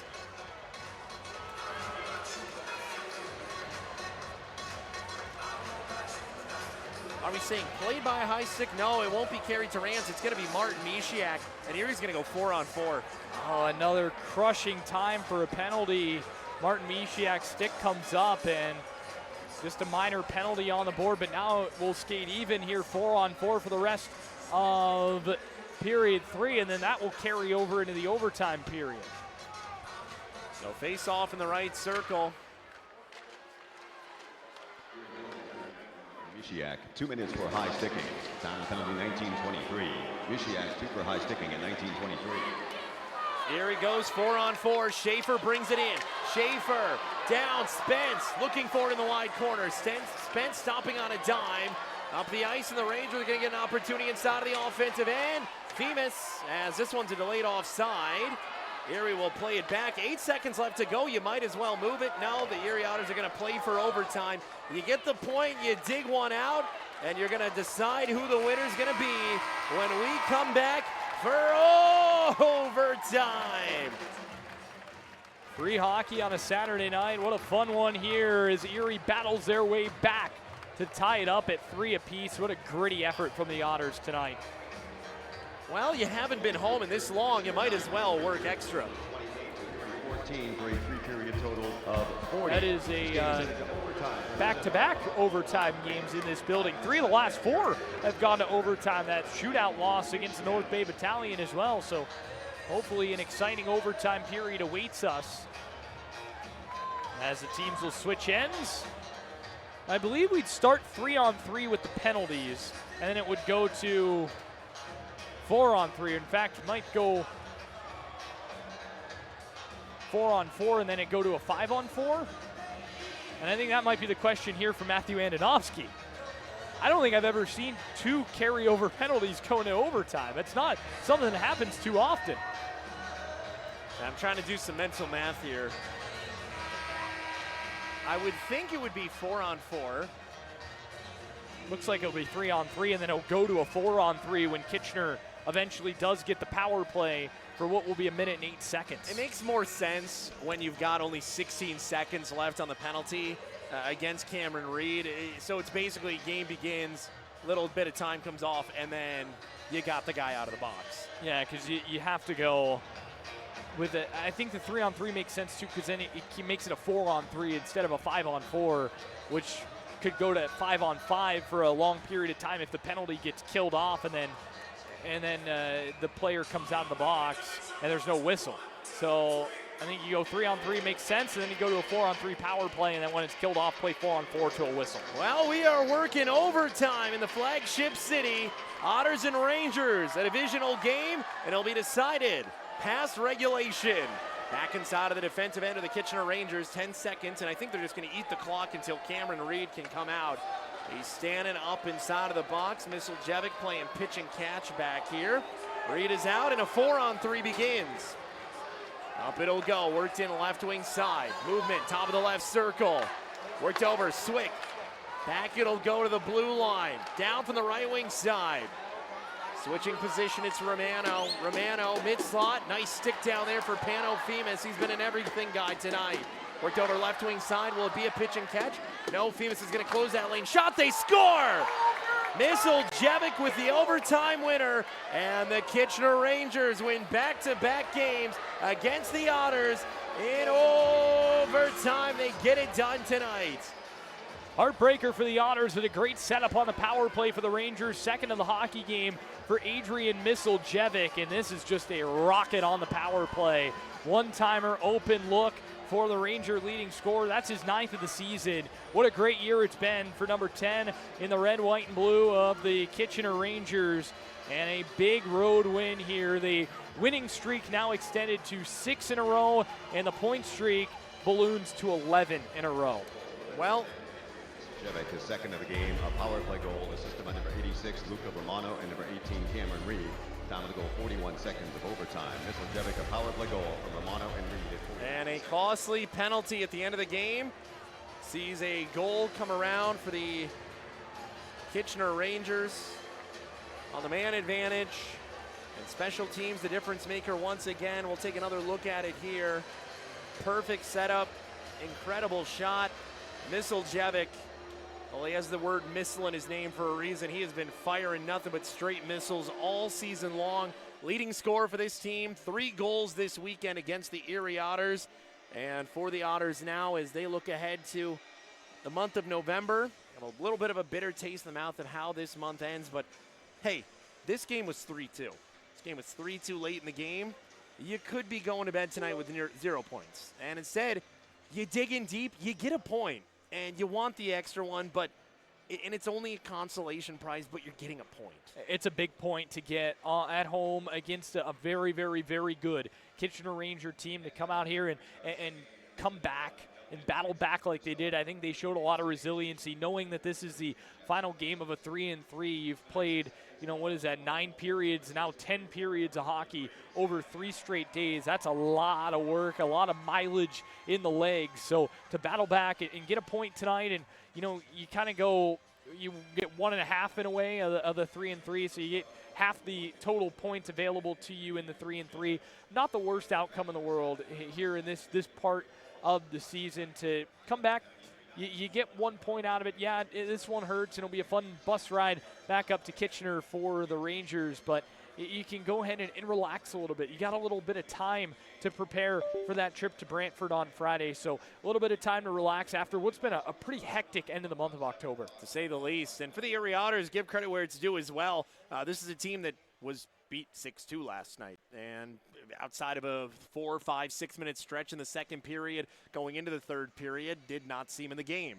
Tonight, Erie had chances to win the game, and they didn't get the win here tonight, but they got a point, and it's a big point. You take your points where you can get them, and for the Erie Otters, it's a hard-earned point, but now you did a great job to close out the month of October. You did your work. Erie had wins in 4 of their last 6 at 1 point. They get a point here tonight. They keep good things going in their direction, and now as you go into a slower week, less travel, just a quick trip up to Brantford and then right back home. No 3 games this week. No intense travel to North Toronto. You just get to settle in a little bit more, and now you get to clean up the systems. It's Matthew Schaefer's first true full week after game action. Get him settled back in. I thought he had a very good debut weekend for the season. And overall for the Otters, you clean up your processes, you get better every week. And that's what we've seen best from a team of Sam Butler, Wes Wolf, and Ken Paroff. That's exactly what you do. You kind of take a lot of positives from this weekend. I think, you look at the Barrie game, a lot of good came out of that. Not a lot of good last night. And today I think there were some good things, but certainly not the perfect game. I think the big thing that you look back on, the Otters had 10 minutes of power play time. There were 2 5-minute major penalties. They got 1 goal. They took a couple penalties in there. The first one, they just didn't really look at it on the power play, although it did lead to the goal a little bit later with some of the momentum created. But I think that's an area where I'd like to see certainly a little bit of improvement on that type of situation in the game to get on an extended power play. You got to make those count. You got to make teams pay. There's a reason why you get 5 minutes for a hit like that. You have the opportunity to really make it hurt in terms of the game. And the Otters weren't really able to do that tonight. So I think that's a big area to look at in this hockey game, and maybe a bit of a turning point in this game. But it's a good Kitchener Ranger team. The Otters hung with them all night long. Thought they played a much, much more clean game tonight than the one we saw last night. You take a point, you take 3 of the 6, and get ready to go to Brantford on Friday. Thus ends the month of October for the Erie Otters, but it's not the end of our broadcast just yet. We will step aside momentarily, and when we come back, we'll look ahead to what is ahead for the Erie Otters, get some scores around the OHL, and, of course, leave you with the highlights from an exciting Saturday night downtown Erie. When it comes to health education in the Erie region, Northwest Pennsylvania AHEC is the name to know. But what is AHEC? Do they provide education to high school students on health careers? AHEC does that. Continued medical education for professionals? AHEC does that. Training for community health workers? AHEC does that. And even more? AHEC, yeah, they do that. Learn more today at nwpaahec.org. Northwest Pennsylvania Area Health Education Center, advancing Pennsylvania's health through education.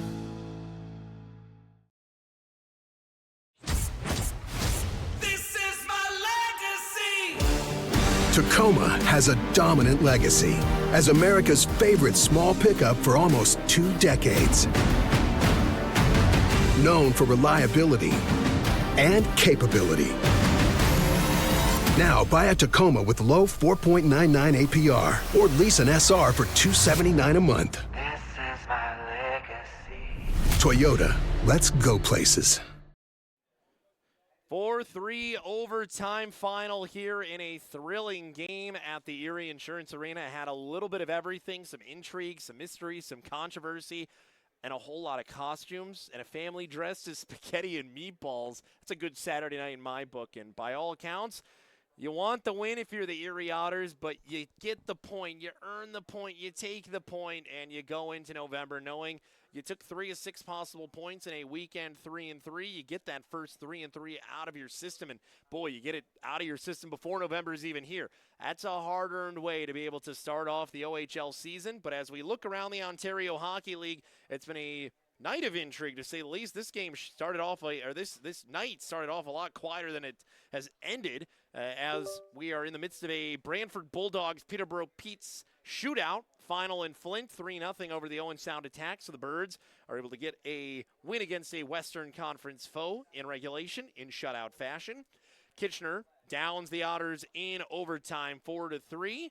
Windsor able to beat out Niagara in a slug match, 2-1, to remain as one of the top teams in the OHL. London with a 4-1 lead at Saginaw, and Barrie flexing their offensive muscles in a 6-1 game against the Guelph Storm here tonight. So interesting night around the Ontario Hockey League, and of course when you take a look at the Otter scope of things, of course you think about what Erie was able to do here tonight. They went out to a lead, they trailed by a goal, they tied it up, went down by a goal, tied it up, got to overtime, got the point, and then you fall in overtime. Penalty trouble, big key for tonight's game. Penalty trouble, big key of the entire series against Kitchener this weekend. Every time Erie seemed to be getting close, they take a penalty, and it kills momentum, and it gives the other team that little opportunity to be able to get out ahead. And, well, Kitchener's too good of a team, too well coached of a team to be able to miss out on those opportunities. So Erie falls in the season series at this juncture halfway through. 2 losses to 1 win, be it a 1-1-1 instead of just a straight 1-2. But now as you welcome Kitchener in later on in the month of November, you'll be thinking about that for sure. As we look ahead to what is ahead for the Erie Otters, we think about next game, and boy, howdy, I am excited for this one. Country night with our good friends of iHeartMedia at 93.9. The Wolf pop-up cowboy hats are put hunger in the food box, or in the penalty box food drive alongside Wegmans, benefiting Second Harvest Food Bank, and a whole lot of fun that's going to be a part of that night. So make sure you come on out and wear your spurs and your boots. And you see it on there as well. It is against the Barrie Colts. It'll be a good one, a 7 p.m. drop 1 week from today and 2 weeks from today. The Sarnia Sting come to town as we face off against that West Division foe for the first time this season. That will be Military Appreciation Night. A big week is ahead and a busy one. Only Monday and Sunday reserved without anything going on. Tuesday, the players will be out at Wegmans. A selected amount of the players will be out at Wegmans, bagging groceries and probably having quite a bit of fun there at one of the more premier grocery stores here in Erie, Pennsylvania. So 5:30, if you want a chance to be able to go get your groceries bagged by the Otters, you know where to be. Wegmans on Peach Street. On Wednesday, Erie will head to the Highmark Caring Place for a private event that will have players. It'll be a kickoff to our Children's Grief Awareness Month of remembrance and honoring and honestly, we'll have some fun as well. I know the guys are going to be playing some air hockey and, just being able to have some fun with the kids. Thursday, we're all excited for. It's Halloween, Otterween. It's going to be a good one. It's always great to be able to celebrate one of the best holidays. And then finally, back to hockey action. Friday in Brantford. First meeting of the season against the Bulldogs, and the only one at the BCC. Then back home on Saturday night for the Barrie Colts in town for our country night. Going to be a fun one. Going to be some good games due up ahead. We will step aside momentarily here on the Otters Broadcast Network. When we come back, highlights and farewell. I'm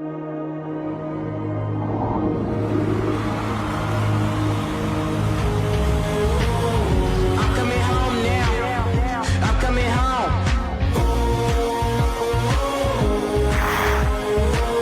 Right where I belong now. Right where I belong.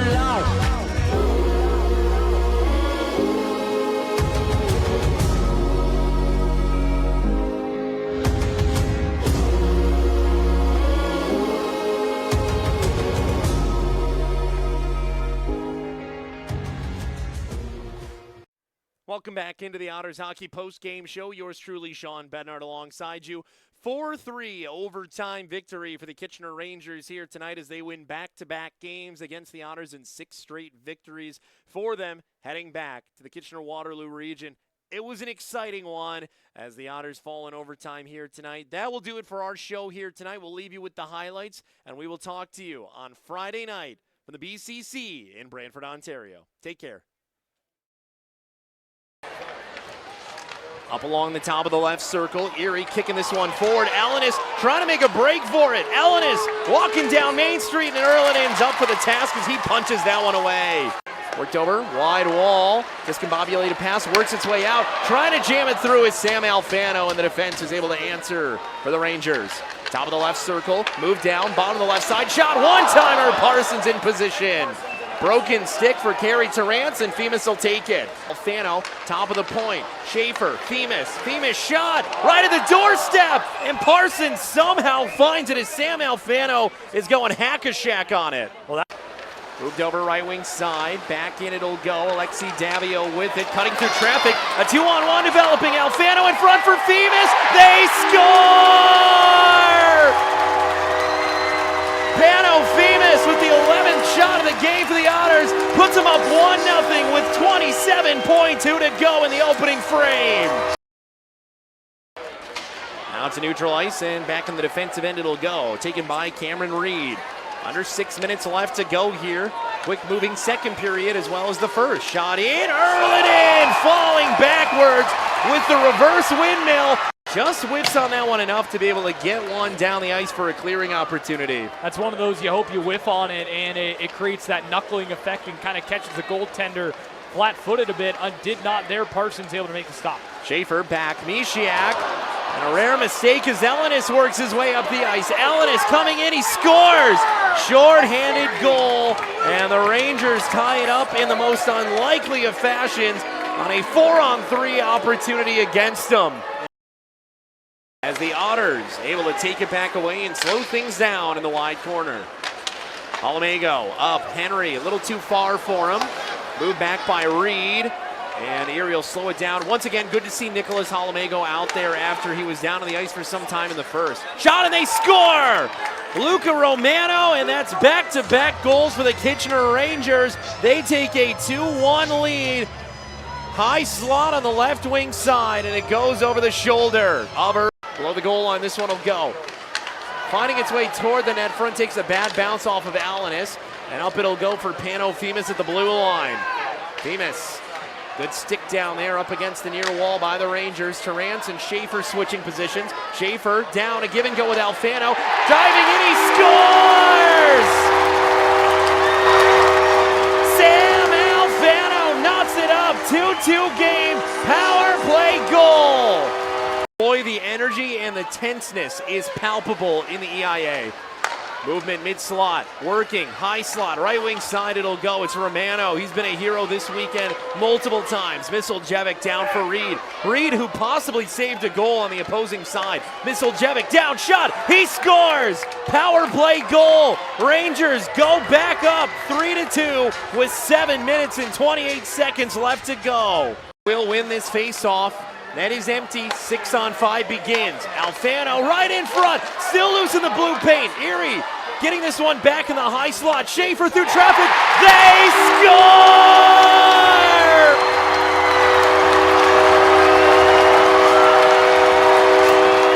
For the second time tonight, Pano Femus. We are knotted up 3-3 with under 2 minutes left to go. Pull the goalie, score the goal, tie the game. Pano mid-slot, nice stick down there for Pano Femus. He's been an everything guy tonight. Worked over left wing side, will it be a pitch and catch? No, Femus is gonna close that lane. Shot, they score! Misiljevic with the overtime winner, and the Kitchener Rangers win back-to-back games against the Otters in overtime. They get it done tonight.